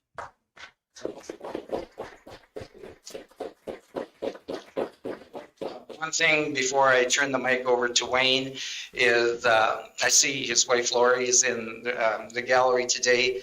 And I just wish to thank her for sharing her husband for 14 years and for all the support you gave him and our county. That's very much appreciated too. So very nice to see you again.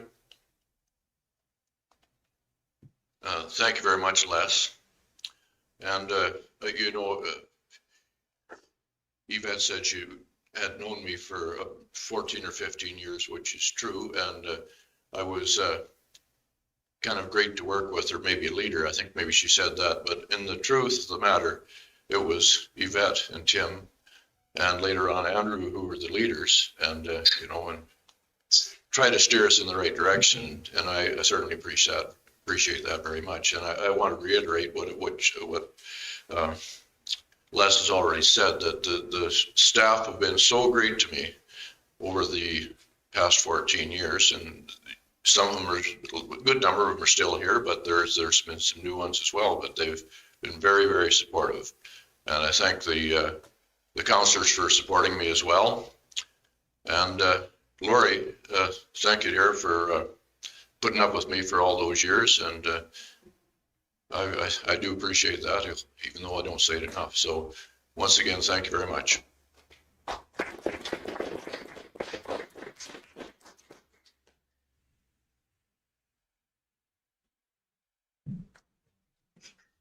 Let's leave that up there, Leslie. You can take yours back and I'll just set dates on for next time. Okay, whatever works for you. I did touch it.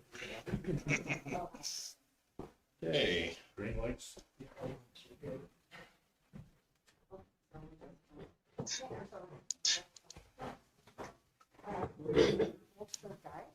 Oh, okay. Okay.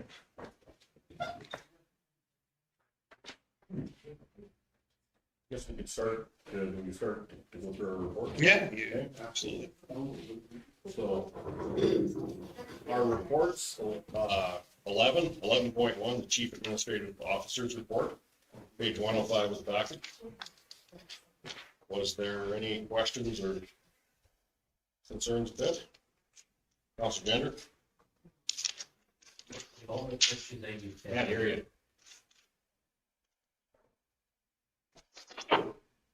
Hello? Yeah. Rick, with all the pictures you sent and all the reading that we had to do, because 1,000 words per picture, great job. I just look at all the reshaping of all of what PW have done. It is fantastic to be able to see that. Now, if we can just continue that on, I know you've got a hell of a lot of work ahead of you.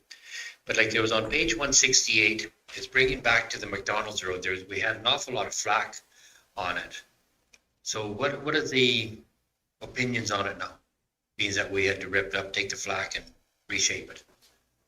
Well, because we surface gravelled it with recycled asphalt instead of our regular gravel, we were able to control the dust to a lot greater level than normal for what that job would have entailed.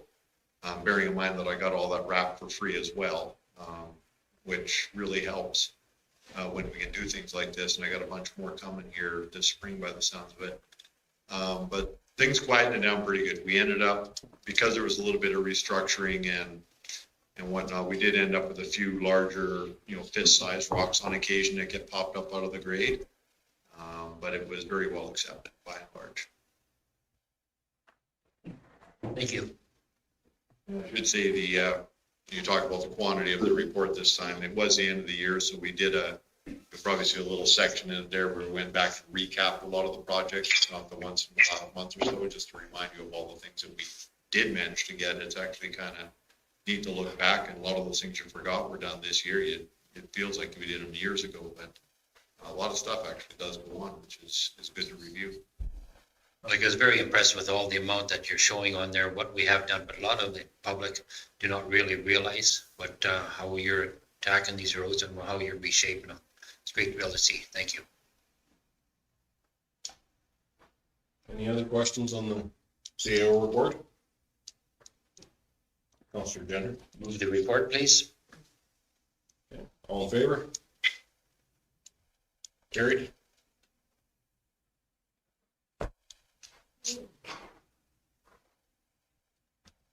Financial reports, we've got 11.2.1, 11.2.2, 11.2.3, and 11.2.4. Accounts payable register, bank reconciliation to November 30th, reserves to November 30th, and year-to-date budget to November 30th.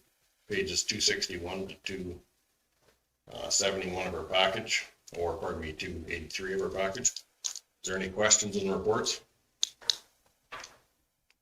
Everybody's had a chance to review.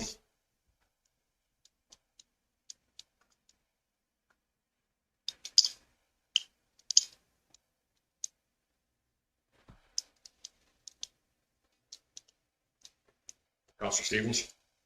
If no one else has any comments, I'll make the motion to accept the financial report. Counselor Gender? I'm just kind of wondering, on page 277, for the water, the southeast, we have a revenue of 57,000. But if I go over to the expenses, we've got a 92,000. So I'm just kind of wondering, do we amalgamate certain ones in there, truck fill with it, whatever? I can speak to this. You want, okay. We are working with Starland County on a bit of an error in how they're billing us.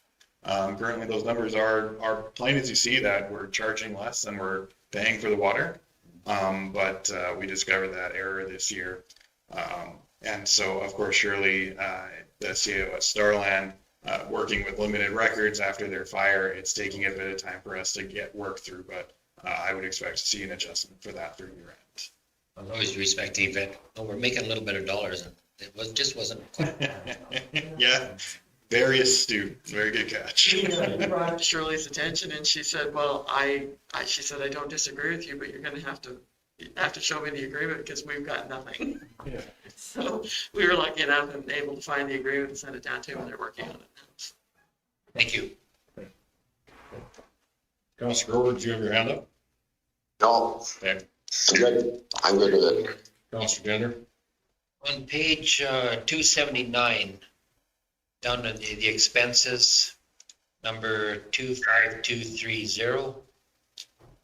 I was just kind of wondering, okay, with the expenses with the vehicle or equipment, whether it's related to one or the other, whether we should be looking at new vehicle or whether and how it's justified.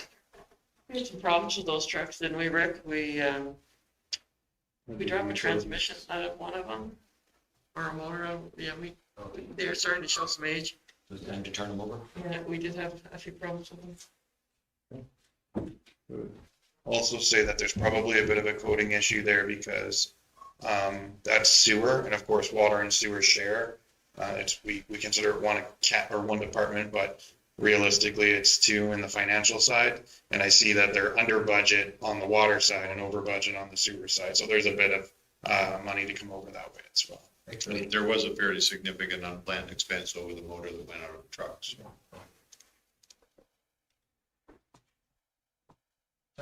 That's got it. Any other questions? Counselor Stevens has a motion to move the reports. All in favor? Carried. And we have our second delegation here.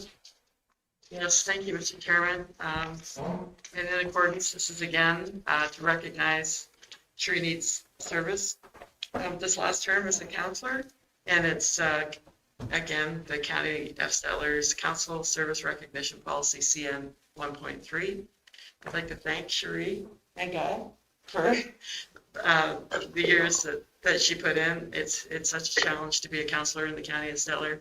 I know how hard and committed that all of you are and how much it takes away from your home life. Cherie always cared so much about all her ratepayers. I always felt lucky because I was fortunate to spend 10 years on the Clearview Regional School Board with Cherie, and then she came over to be a county councilor. So that was kind of cool. Thank you, Cherie. And thank you, Guy. And we're going to put the reef to work now. Move up here, 3. Okay. Take it off right now and then I have to put it back on. Yeah. 3, I'd like to thank you for your 4 years on council. You and I started at the same time and had lots of phone calls figuring out what to do as as counselors with the County of Stellar. In your term, you took on everything that you had full force and were chair of MPC for the last 2 years, along with everything you represented for Buffalo Lake in your area. You did full-heartedly and made sure all bases were covered. Yeah, when you went through as your term, I know G3 might be across the road from your area, but that was a big addition to the Erskine area. And the crossing signs in Erskine, yourselves and Councillor Nyberg worked to protect the youth of our area, and we very much appreciate that. We walked through all the hurdles to get to where Alberta Transportation will allow us to do those. And along with that, you brought forward the whole issue with these truckers with their engine retarder brakes that were keeping people awake and liking to hear their brakes. And as we see over the last month or so, the signs have been put up in nice red, which makes, hopefully people are adhering to. A sign is only as good as the person behind the wheel and if they get a fine.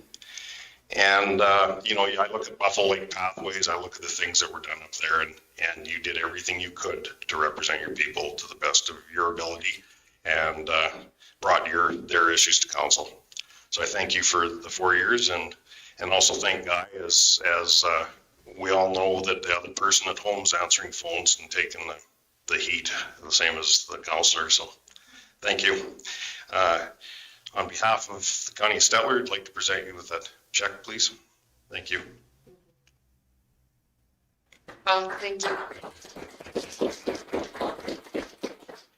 It's truly been an honor to serve Erskine, Buffalo Lake, and all of Stellar County. I think it was a really good experience for me to get my first start out at politics in school board, and I got to know Yvette there and got to know her passion too for her people and the area that she lived in. So it was a good transition when I came over here, and I really loved talking to the people of my area and serving them and bringing forward their issues to council. I'm grateful for my family and all that they did for me and to support me, and my kids. They really were a great support, and I so appreciate that. I really appreciated working with everyone here. And Marlene, she took great notes for us, and they were so nice to have and read for our minutes, and Nikki and all her correspondence with communication. That was great, and got to know Rick and his desire and his will to serve the county and to fix things, and I really appreciate it and how good he was at getting back to people. Andrew, you're just older than my son, and you have a lot of qualities like him, and you work really hard. Really appreciate it. And Wayne, I loved your fatherly advice. That's what I would call it. It was very great to learn from you and your wisdom, and it was great to learn, get to know all the spouses better, and Lori, getting to know you, and then James, I've known you for a long time, and your wife and our kids were friends, so it was always good to have, to know our backgrounds and our experiences. And last I got to know you when you were a reporter. And you came to school board when we were having a lot of trials, and he was so unbiased and reported so well. I really appreciated that, and got to know your wife through driving bus. And then Justin, got to know you these last 4 years and your passion for the lake and the area there. So appreciate your phone calls and your ideas. Dave, we're rooting for you. We're cheering for you. Got to know you and your wife, and it's been really great. I call you my nice soft teddy bear because you have such a big heart for everybody, and you don't like contention, and you help cool things down. So I really appreciate having you on council. And then Larry, you and I are the new ones. I knew your wife before because our daughters sang together, and it was good to get to know you and your passion to serve people and stepping right in and being Reeve. It was really nice to see your passion and desire to learn and grow, and it was really good to see that. Paul, I got to know you when I was on the school board. So going to those meetings up there, really appreciated your contributions that you made. And then Ernie, I got to know that deep hidden humor that you have underneath. It was great to get to know you because I didn't know you as well, and got to know your wife. It was really great. And so, and like I said, with Yvette, got to know her on school board, her family. Guy coached their son, so got to know them a little bit more, and his love for all the kids out there too. And so his service now has gone on to school board. So I really appreciate it. I hope we didn't miss anybody here going around the table, and really appreciate working with everyone and getting to know even more people in the county too, and serving them. So thank you.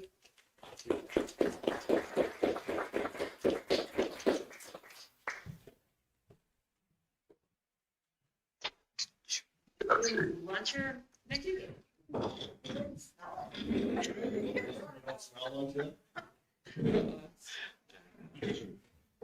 Mr. Chairman, I think it's probably appropriate that we just take the lunch recess now, so if you want a motion for that. All in favor? Carried.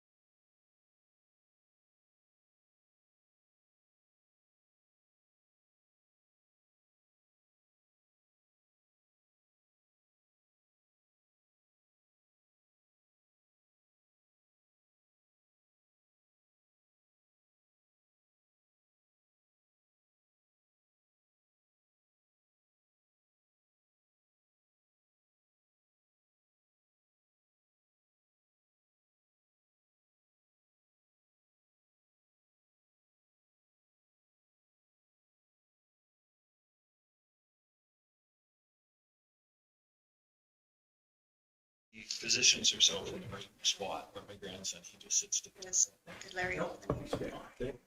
She plays We'll outside. take Then he goes to recess. the, this is mine. Oh, Counselor Tyler? You want to recess? All righty.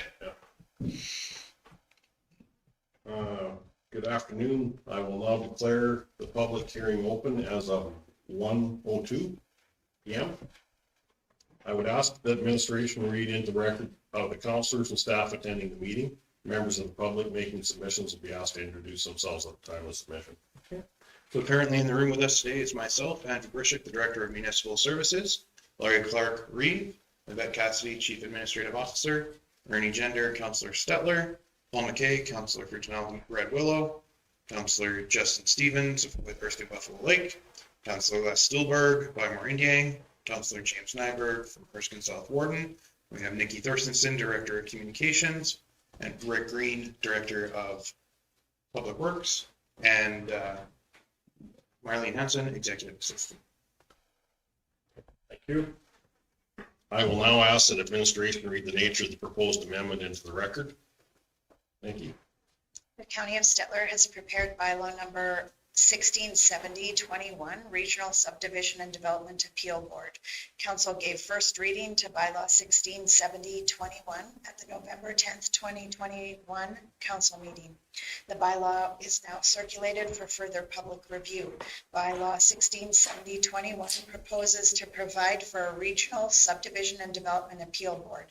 Parkland Community Planning Services, for which the county is a member, provides such a regional board. Council directed joining the regional board at the October organizational meeting. The cost of an SDAB hearing provided locally is similar to the cost of the regional SDAB. The county will remain responsible for per diems, legal fees, hourly rate of the clerk, and an annual training provision. A public hearing on the proposed bylaw is scheduled for January 12th at 1 p.m. The council meeting, including the public hearing, will be streamed live at youtube.com/Stettler County. You're welcome to join the live public hearing by Zoom at stettlercounty.ca/Zoom or call in to 587-328-1099 and use meeting ID 237-185-7702 with passcode 660244. Or you may submit written comments by email to abrisyuk@stettlercounty.ca prior to January 5th, 2021. The hearing will be chaired by the REIT. Persons wishing to join by teleconference will be requested to state their name and address for the record upon being recognized by the chair. Council will hear verbal or written submissions from any person who claims to be affected by the proposed bylaw. Persons may make oral presentation via teleconference at the council meeting, regardless of whether or not they have provided written comments. A copy of the proposed bylaw is available at the county administration building, or you may request a copy by email from abrisyuk@stettlercounty.ca.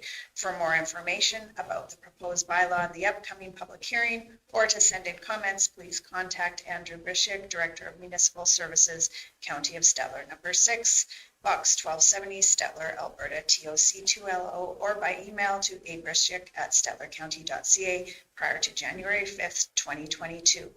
Following the public hearing, council may proceed with second and third reading to approve the bylaw. Should you require additional information, please contact Municipal Services at 403-742-4441. Thank you, Nikki. The rules of conduct for this public hearing shall be as follows. Written submissions shall be tabled first and read into the record.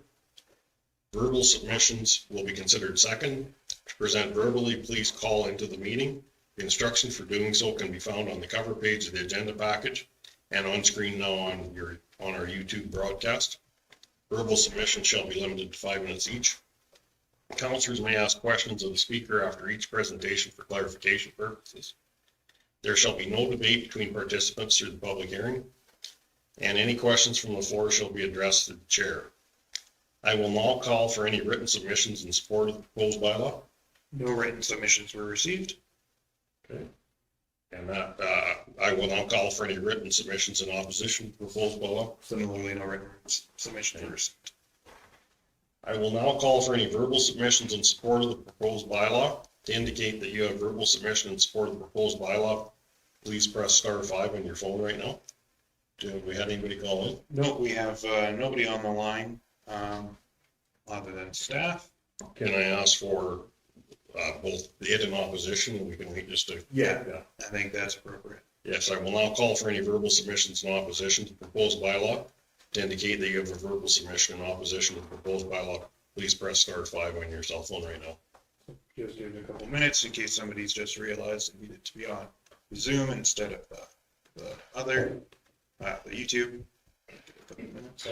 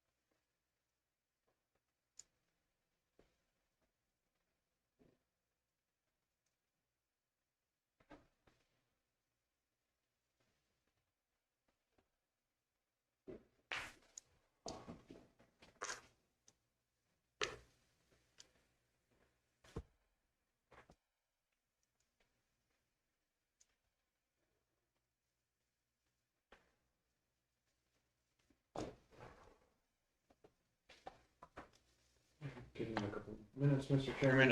There's still nobody joining on screen. Okay, so we have no verbal submissions in either favor or opposition. That's correct. Okay.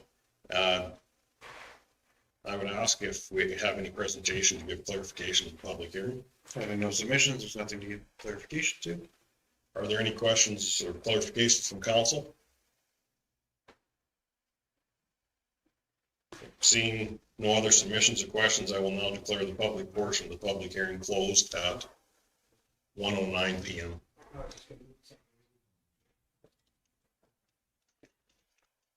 Okay. I guess with that, we will go to our bylaws.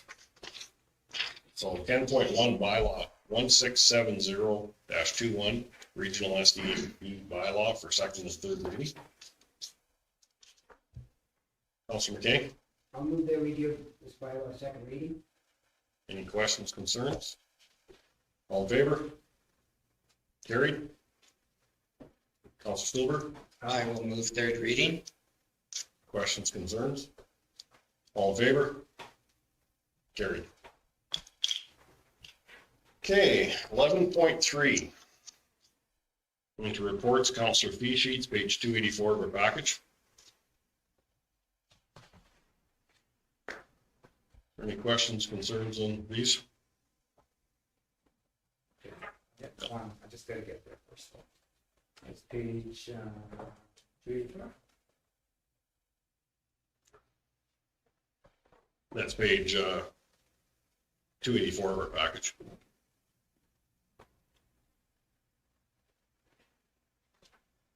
Just a question, and I'm not saying it's right or wrong. It was just on your sheet, Larry. I was just wondering for check signing, is that something that would be covered under the REEF 50, or is that something? Actually, I guess somebody put that on the Facebook page, and I don't feel any guilt whatsoever in that, because I was in, 3 days that week of that?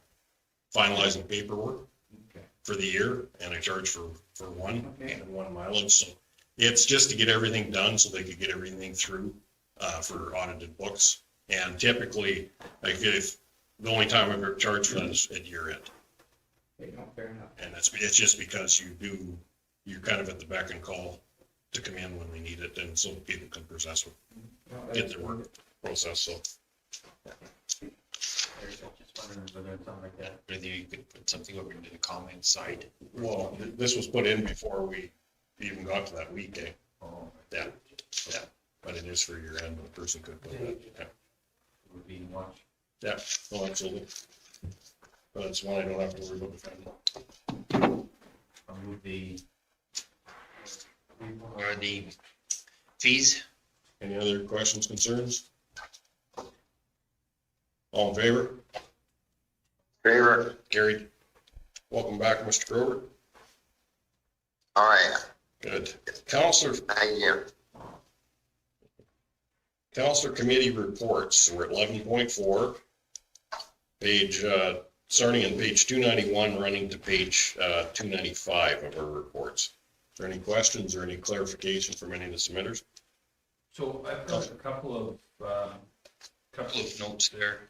I'm wondering, we did get the letter from the Stellar Handy Bus. Would that be a reply of just from the Reeve, just basically saying that we really appreciate all they do and a kind of a thank you when we do understand how much they contribute to the community? I get from reading the letter that they feel a little bit slighted in the fact that the report wasn't 100% clear. Wasn't our doing. Yeah. They were just doing, but I think it would be a good gesture on our part to send a letter back saying, hey, we really appreciate all you do for us. And it's hard to get volunteers and we I'm using the word super, appreciate what you do for us. So, just a thought. I'm not sure, just for discussion of what council feels that's something we should do. That's about, it's under FCSS then? No, it would come from us. It comes out, it's the Stellar Community Benefits Society sent us a letter. They're the super flutie ladies. Yeah, we're on 11.4. Well, I thought they were committee reports. Sorry. No, it's their consent agenda item, so we'll cover that one. Counselor Stillberg? I guess while we're discussing these committees, I was just wondering if Andrew would mind bringing up, I know it's included in the CEO's report, but the Museum of the People's Choice Award this year, because I think that, I should have probably mentioned it in the CEO report, but I think especially this year of all years, I mean, the county's won People's Choice before, but it won it again with this spectacular display. And not only did it represent our county, but it was in memoriam of one of our past employees. And I think it was a great tribute. And I think the public that did get the opportunity to visit the museum and see how nice it was would be probably very happy to know that it actually, in fact, did win the People's Choice Award. So kudos to the staff that went to the work to decorate it. It was a tremendous job. Yes, it really was. They were through there. I'm sure John MacArthur would be very pleased that he was remembered in that way. I'll be upset about all the tape on this truck. Oh, would he? You guys better get them polished. And the fact that somebody wasn't out, plowing the Fenner Road during the holidays, yes.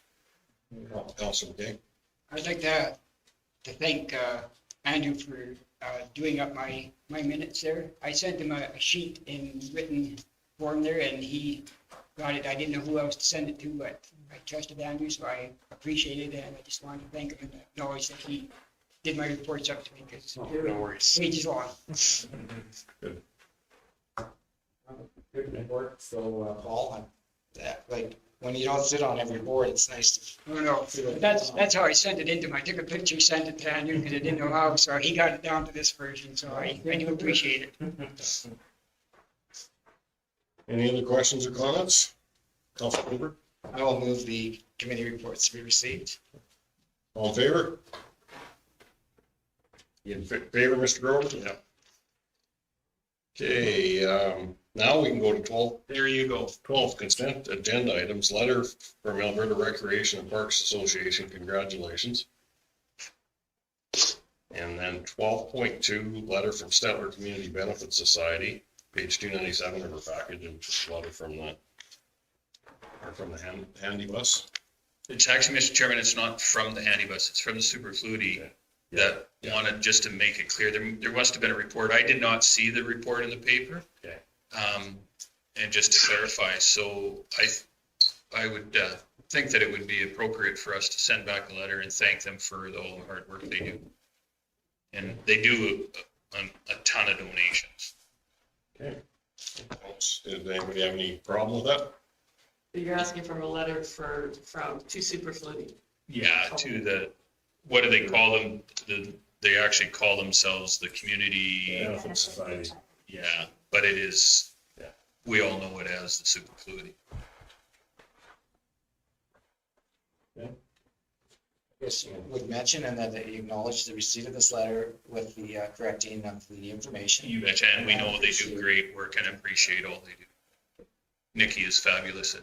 Yeah, I know she is very fabulous at that. I know she's drawing right now, so I feel quite confident. Okay, 12.3 is a letter from Craig, Canadian History, EHX, County/District Sponsorship Podcast episode. Mr. Chairman, has anybody listened to this? No. I know in the past, we've kind of gotten beaten up for not doing enough for our recreation places, i.e., the train and the McDonald's, et cetera. So I'm wondering if this would be something to survive for $250. I would think it would be good value, but I don't know. Does anybody, maybe we need to do a little more research on this guy. Has anybody heard anything? I haven't had an opportunity.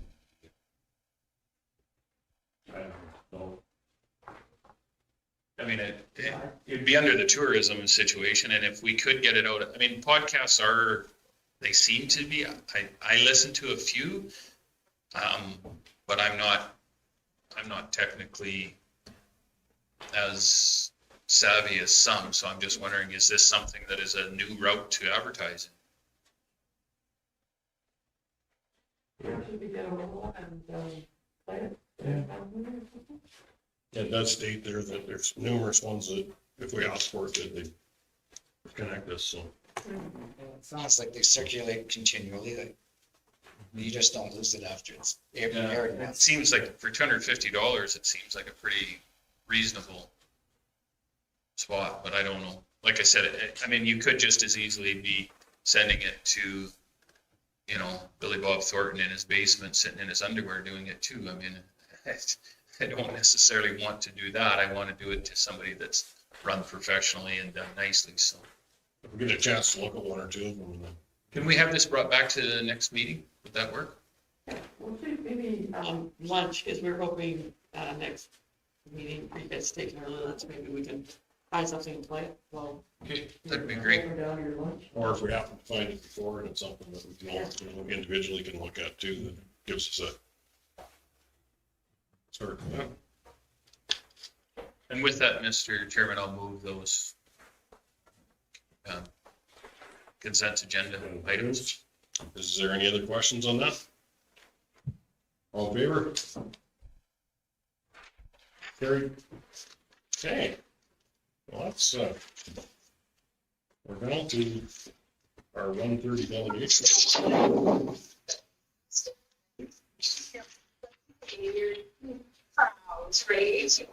It worked out. You might want to mute Dave, I think it's, yeah, thank you.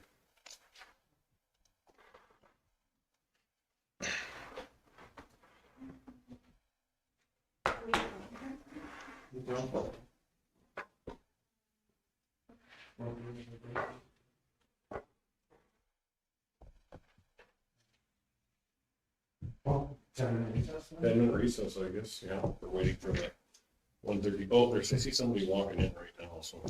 Okay. Take a bit to set up anyways, yeah. Yeah, maybe it'll be a 5-minute recess. 5-minute recess, yeah.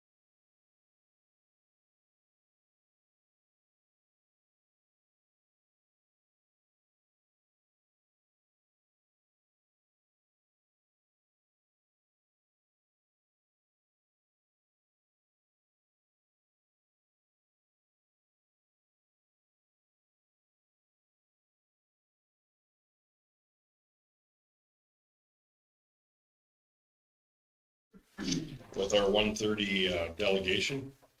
And Green Mappin, Scholar Road as a haul route is your topic, I guess, and we've got 15 minutes and council can ask questions. You want to do introductions? Yes, we will do introductions, starting with Nikki. Nikki Thorstensen, Director of Communications. James Haverg, Erskine South Ward and Councillor. Wes Stillberg, Lamorandia. Justin Stevens, Council. Paul McKay, Denali Red Hole Ward. Ernie Genderstetter, good afternoon. You gotta ask ACO. Excuse me. Take the mask off. Larry Clark, Reeve. Andrew Brishick, Director of Municipal Services. Rick Green, Director of Operations. And now you folks can introduce yourself. Okay, I live on the Scholar Road, Doreen Mappin. Jan Hermes, I also live along Scholar Road. And I'm Alana Scafadig, and I live right at Scholar.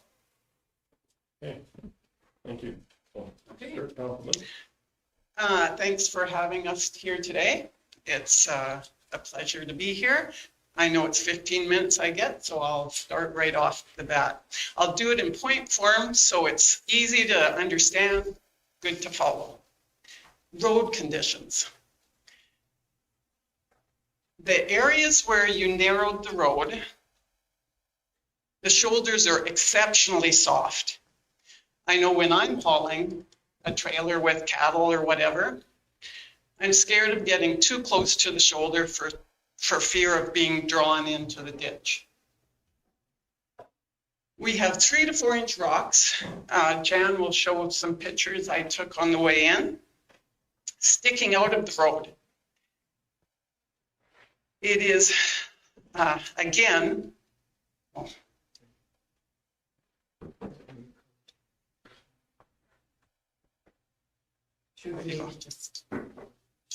just maybe pass it around. There's 2 pictures. Can you email them? And I can put them on. Okay, this is the microphone. Well, we'll do this after because I don't want to waste my 15 minutes. Again, it's the area where you narrowed the road. Many people have complained about the number of flat tires they've had in the last bit.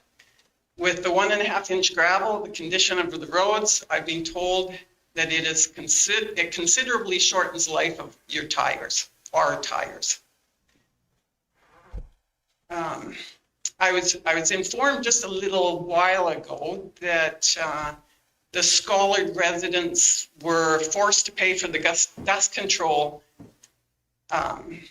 this summer. I'm pretty sure you have a road use agreement with Starland. I'm thinking they should have incurred that cost. Number 2, nuisance. This section is from people calling, texting, and messengering me from my post I posted in the Big Valley events calendar just 3 days ago. Because of the constant lingering dust, they are unable to enjoy their deck patio. They can't go outside. They're unable to dry their clothes on the clothesline. They are wary to drive on the road for fear of meeting and or following a gravel truck or an oil truck. I know this may seem inconsequential, like small and frivolous complaints, but it is impacting quality of life.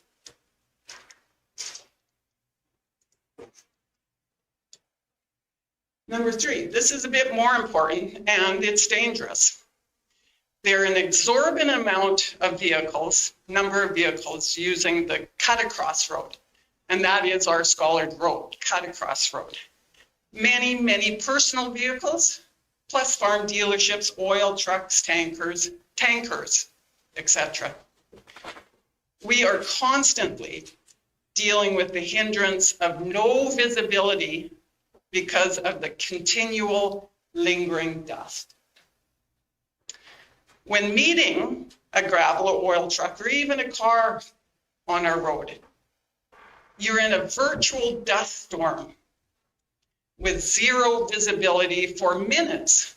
And I'm not exaggerating on the minutes.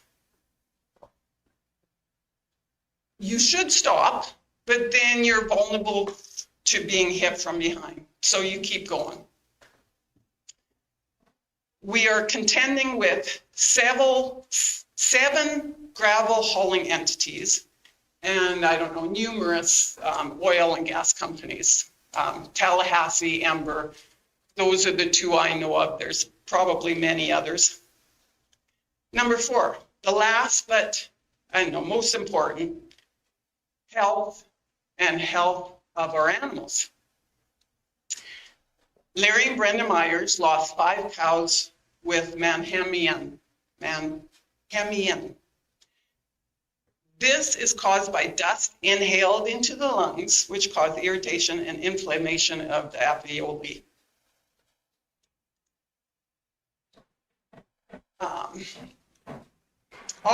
Ourselves, we lost 1 bull and have been treating another bull, herd sire, and 1 cow vigorously, again from the summer dust effects. And I've discussed this with 2 different vets, and both agreed that the constant hovering dust inhaled day in and day out can indeed cause the inflammation and the irritation, and therefore gives you severe pneumonia. I guess, and that comes to, I guess, my health issue. In August, I ended up being treated for pneumonia at the Stellar Hospital. And there is such a thing as dust pneumonia. You can look it up. And that is the same thing as your animals. It occurs when excessive and prolonged inhalation of dust and dirt, it inflames your alveoli, which is your tiny air sacs in your lungs. And yeah, I was in the hospital for 4 days battling pneumonia. And this, I know other complaints seem frivolous. I don't think this is a frivolous or small complaint. This is impacting like all of our lives that are anywhere near that road. Conclusion. We've talked about this, and I know everything's expensive and everybody doesn't want to spend money, but we need to have a traffic count on this road to show the amount of traffic that's used by personal people, by oil companies, and definitely by the gravel trucks. To alleviate the conditions for the upcoming year, we would consider an oil base for the entire Schollard Road. Not intersections. Fine, you did that last year on some at the very end, and it's still, yeah, it's not doing the job that we would like to see. But in the end, since it is deemed a haul road, we do think, since the Finn Road designated a haul road was paved, we are thinking this road should also be paved. That's my comments. Any questions? Any questions from councilors? Councilor Stewart? I have one. I wasn't familiar with Petacross Road turn before. Oh, okay. So is that the exact same as Schollard Road, or is it a road feeding Schollard Road? No, the Schollard Road is deemed the cut across. Yeah, you go to Trochu, Three Hills, Moran, Rumsey. That's the road that's being taken. They don't do the 56. Thanks for that clarification. Councilor Nyberg? So do you guys think that speed is an issue as well? What do you feel? Do you feel that the traveling and I will say public, and whether it's gravel trucks or not, Yeah. is adhering to the speed limit. I mean, I've been down there and, some, trucks that I've passed have been going, fairly fast, and I would say they work for certain corporations when they're passing you and coming at you. I'm just wondering if that was a one-off, or is that something that, I'll be honest, I don't drive the road very often, but when I did, I came across two vehicles that work for a certain corporation, and they're going quite fast. So I was thinking they're in a hurry to get to a site somewhere. They got cut across the road, so Maybe. they were able to save a few minutes. I don't think so. I haven't experienced that. Okay. With the road condition, I will show those pictures. We have 3-inch rocks sticking out of that road that you can't drive that fast on it. We have washboard that, yeah, you cannot drive more than that 80. And dust is not as big as concern in the wintertime, so the traffic count you'd like to see during the summer, I would. Oh, definitely. And during when. Something we definitely have done. That's not something that's outside our preview to do, and I think it's probably something very poignant to do. So we get some good counts. Solid numbers, yeah. And I would insist it would have to be done when the gravel trucks are running. So what suggestion from you? What time, what month, what? Well, that would be, Give us the group. more information. Yeah, let us know what you guys feel is the best time to do it, and I think we can make that happen. Okay. Am I able to speak? Yeah, absolutely. And you're supposed to go through chair though, so I know it's hard. You're supposed to go through the chair, thank you. Got you back to you, sorry. So just make it quick, just a couple of observations I had. I know I was walking from Doreen's one day and I wished I had my camera. There was a gravel truck, and not long before that, there was another truck and another truck, and it was just absolute dust. And I'm not saying that happens all the time, but we have those instances. And myself, I personally was following a gravel truck. Nothing but you're just swallowed up in this dust. There was an oncoming truck on the other side, and you're not, sometimes you're not exactly sure where you are. And we both had to swerve suddenly because, oh, here we are. And that concerned me.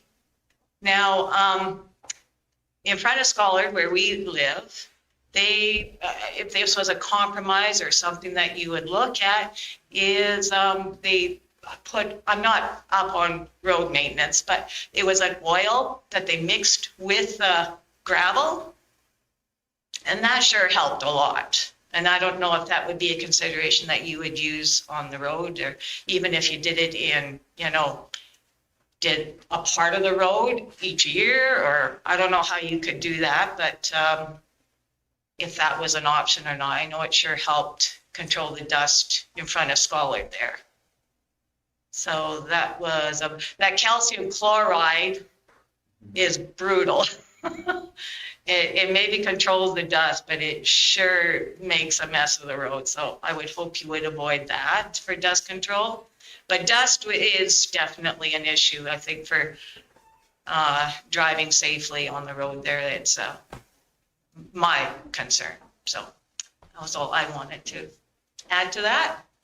And if I may? Yes, Jim, go ahead. Living on Scholar Road, we've seen these problems for many, many years. Mr. Clark, I remember emailing you in, I believe it was July of 2020, about the condition the road was left in after the beginning of the narrowing, which involved, 2-foot-high ruts in the ditch. I maintain that if anyone hit the ditch, they would roll it, because these ditches used to have a gradual slope. Now they're not. Anyway, Mr. Clark did reply, very timely, thank you, and said that since it was such a wet season, they would be fixing this road in the fall. Well, that was a year and a half ago anyway. I'm just wondering if there's any plans moving forward to fix this road so it is not a danger. Aside from the dust, it's the condition of the road. So I invite any of you to come down there and drive the narrow spot when if it ever rains again. And as Doreen said, you do, the shoulders are soft, you feel like you're gonna get sucked into the ditch, and I think that it's a safety issue. Big time, thank you. Thank you. Counselors? So I am a little concerned about the comment about that the citizens of the actual community of Scholar pay for dust control. Starland and the county partnered on that, and I thought that we had received one contribution, but I thought it was refunded, and if it hasn't, I will look into that. Oh, I appreciate that. Yeah, because, yeah, no, Starland did step up, and they paid for the oil and we laid it. So, that is a little insight. My understanding as well. Yeah. May have been an extended section that somebody paid for on their own, that wasn't part of the. I'll get red rid spot. of the numbers on it, but, yeah, if we made a mistake, we will fund it.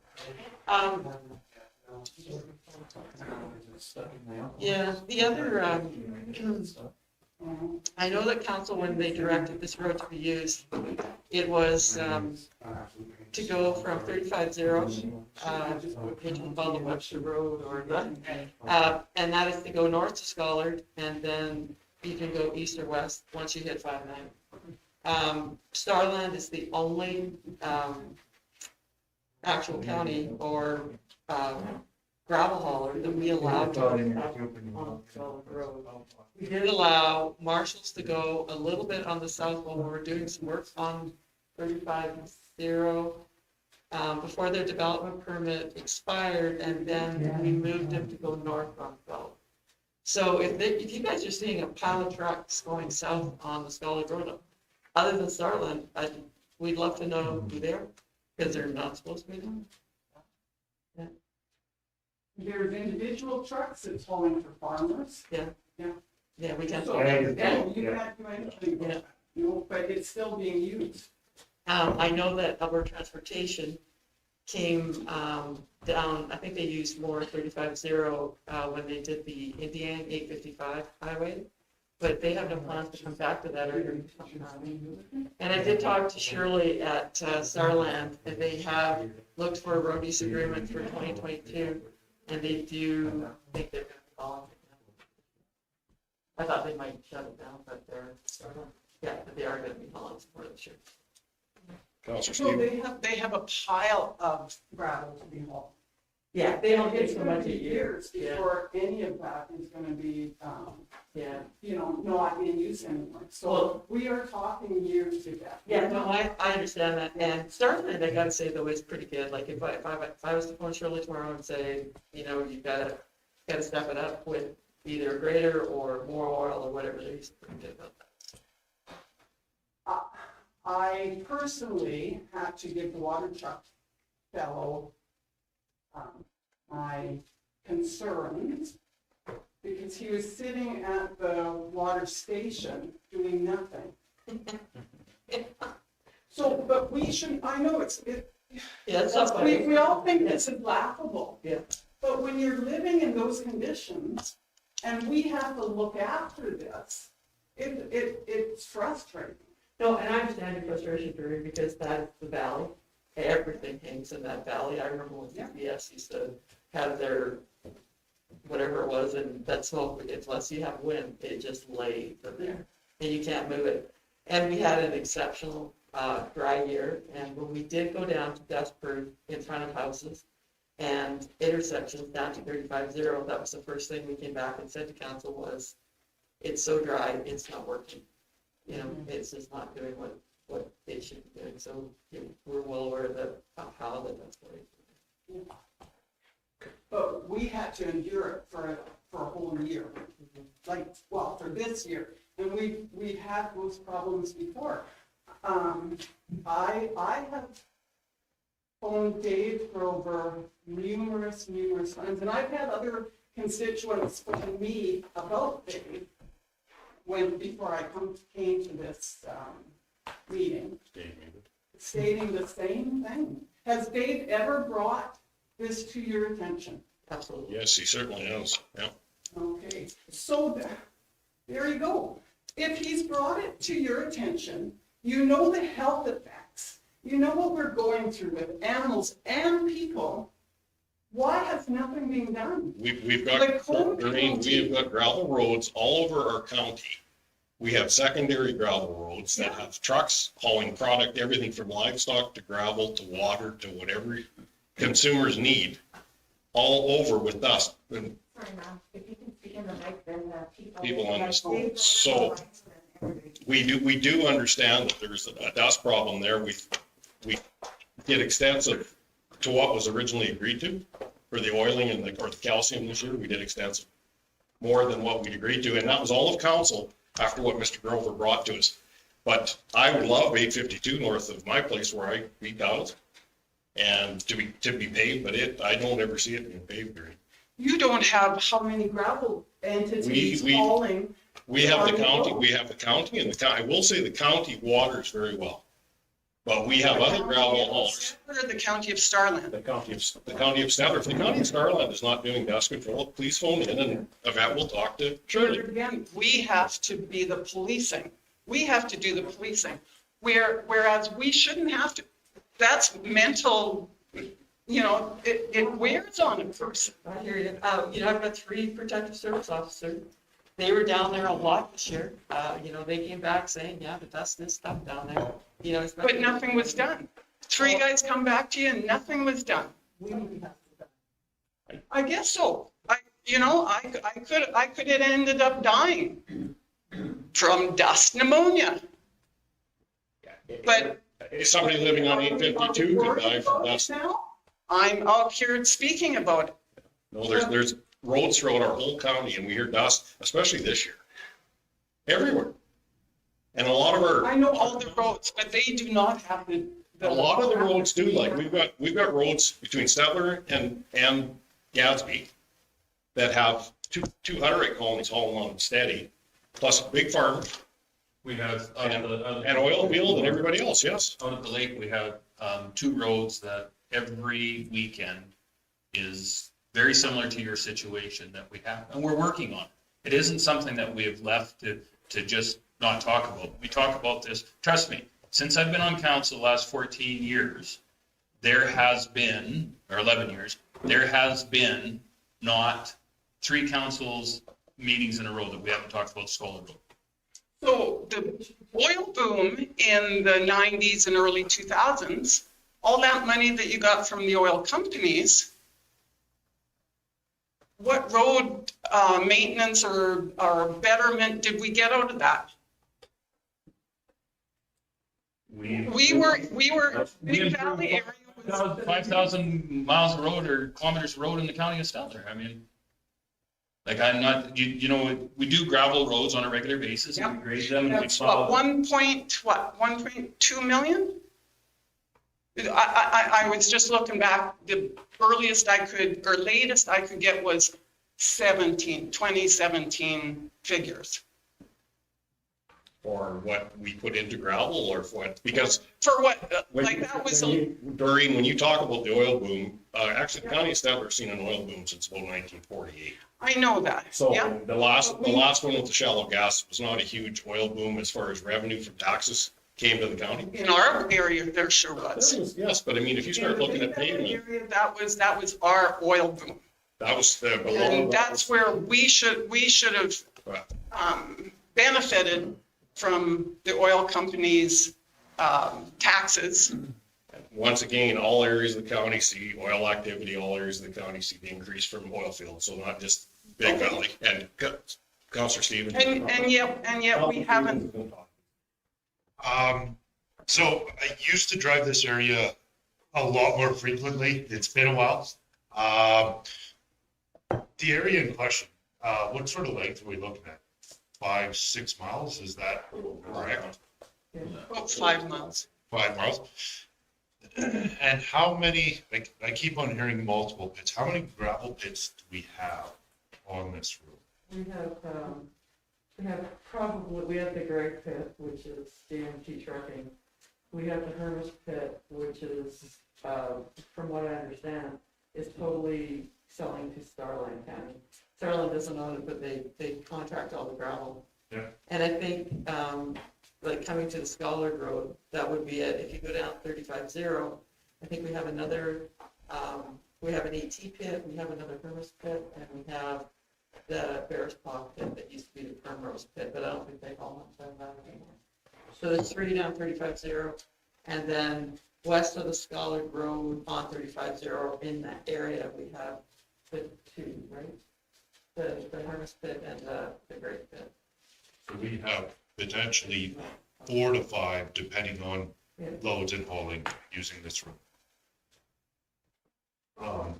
Would it be possible to get administration to come back? I know we brought in this, the gravel levy, The capital. the cap levy. Would it be possible to get some additional info, I guess, for what the cap levy is from these pits? Just so we can have some figures to work with, I guess. 40 cents a ton. Yeah. So we would only be looking at Starlin and Stettler gravel hauling? I'm,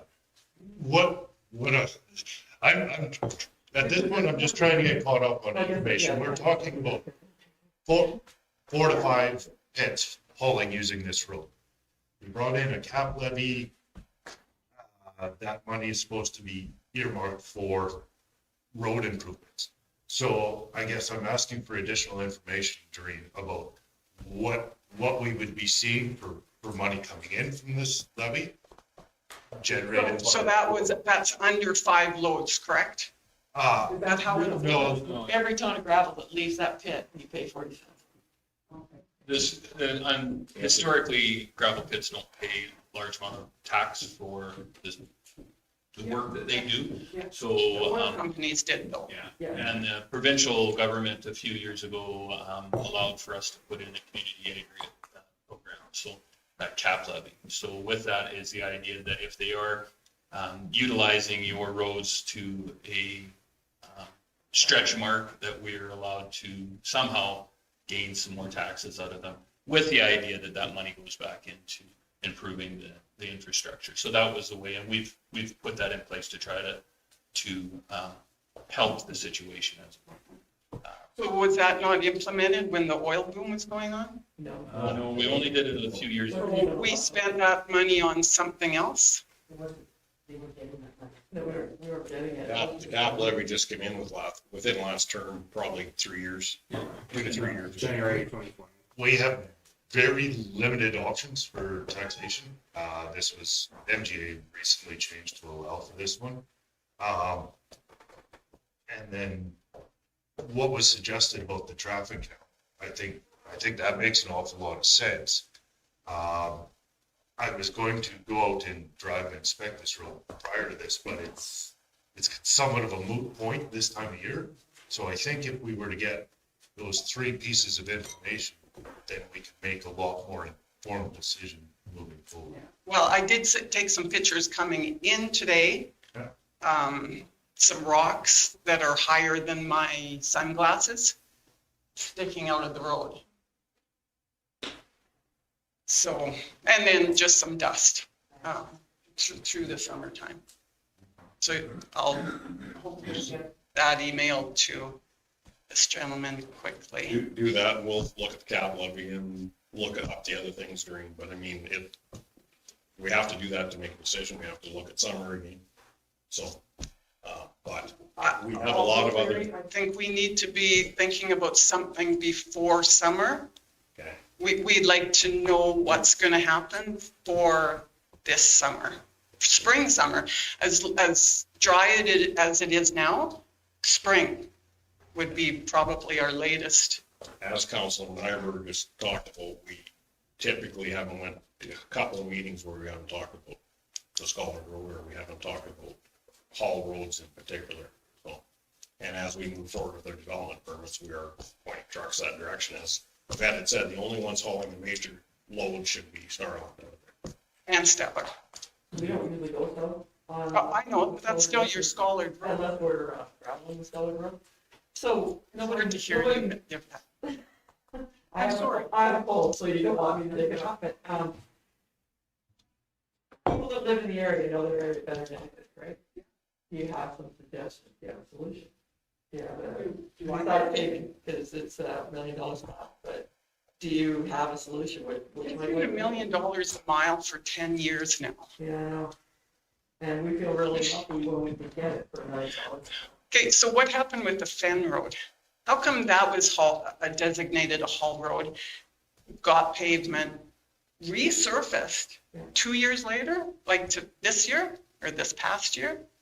It wasn't 2 years We later. originally did the Fen Road in 2013. And then we just resurfaced last year. And that fall down with the government grant. Okay, so where's the government grants for this haul road?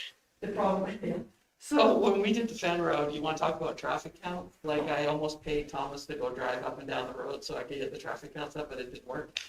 So that's my biggest problem, trying to get grants, like Resource Road grants to pave those roads. And that's what we originally did with the Fen Road. They then cut that program. And the only thing that program is used for now is basically bridges. And we've got six bridges that we've had to put load restrictions on because we can't. And we put in between. One of those bridges are at our place again. And we put in between 6 and 8 applications a year to AT, with letters basically begging them to give us the money to take the bridges out, put a much more economical culvert in, to supervise and do the work ourselves so we can do it at a much more cost-effective way, and we're still not getting anywhere. We got no funding last year at all, but the year before we did capitalize on some. But they picked the bridges that we pick, that we do. We don't. They do. Well, I'm sure we're at the far end of this county, so I'm sure that bridge of ours won't be fixed until my grandkids are my age. Yeah, I don't think it has anything to do with where it is in the county, but it has a lot to do with how many bridges that there are throughout central Alberta. I think that's how they weigh it. But I'm just wondering, do you have an idea, or do you have a solution that would work better, that would keep the dust down? Or I'm with Lana on that oil base or Saskatchewan pavement. I don't know what it's should be called, but I'm for that. You keep the whole valley clear of dust. When you're calciuming the crossroads or the intersections, sure, you can see when you get to the intersection if somebody's going to run into you. Otherwise, you're in a haze. So I could see something like that prior to, the granting of pavement. yeah, so we can run the numbers on that and bring that back for council's consideration. Well, thank you. Thanks very much for entertaining our concerns. This is just more a comment. I do appreciate your delegation coming in today to clarify the situation once more from the ratepayers themselves. And we're still finalizing budget for 2022. So, this will get a good look at again before we finalize the budget. So I just wanted to let you know that. Thank you. Can I do one more point then? So if this road has been in contention for 30 years, why hasn't anything been done? You want the real answer? Yeah. I'm sorry, the numbers don't warrant it. When we did the Fen Road, which we did pave, to get any funding for it, we didn't have the numbers. I know you think you have a lot of people driving by your road, and I do appreciate that. And I am telling you, I'm trying to be honest without offending you, but the numbers aren't warranted. When we've done it in the past, they haven't warranted it. When was the last time you? I don't know when we did the last one. So then you're just telling me that. You're just bringing up numbers on that. The last time that we did it, they're just not doing the numbers they're supposed to do. So that's why I agreed with you 100% that we need to do the numbers again. And if that's changed, I'm all for it. We can then start applying for grant monies to have it paved again. But if it doesn't, then we just have a whole bunch of numbers that don't add up. And that's where we're at. And I'm sorry that somebody has to say that, but that's what it has to be. No, I appreciate the comment, but you don't know when the last time the road or the traffic count was. So you can't say the numbers aren't there. From the last time that we did them, they're not there. When was the last time? I can look it up, but we'll find out the numbers for that. Number out when we do the traffic count. Councilor Grover. I apologize for not being at the meeting. My health is a little compromised now. I have no immune system. And that's why I was doing this over Zoom, and then my phone died. Doreen, and I thank you for coming and bringing it to the attention of the rest of the councilors. I was down there 3-4 times this fall. Every time that Starland was hauling out of there, they had watered that. And it's an ongoing concern, but like, to get the numbers up there, I don't know what else we can do if the numbers aren't there. I Sorry. disagree with you, Dave, on the road going up there, where they narrowed it, is the same width as Highway 56. And they were trying to improve the road by putting that big rock in there. We should have maybe buried them deeper. And I think the dust in that valley, probably the only way you'll ever get rid of it is to oil the whole thing. And I don't know if we'll ever have enough money to do that. But I do appreciate you guys taking your time and Mr. Termes and coming and giving your opinion, because the rest of the council has heard it now. Thank you. That's it for me. Thanks, Councilor Grover. So I'll send you, try separate pictures. Yeah, and then I can distribute them. And I'll look into it. Thank you. Yeah, that'd be great. Because that doesn't make sense. Okay. Thank you, ladies. Thank you very much. Appreciate your time. Oh.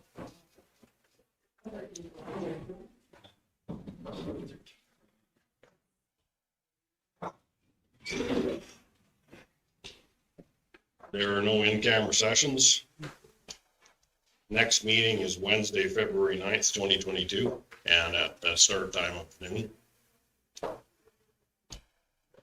Now we have one last vote.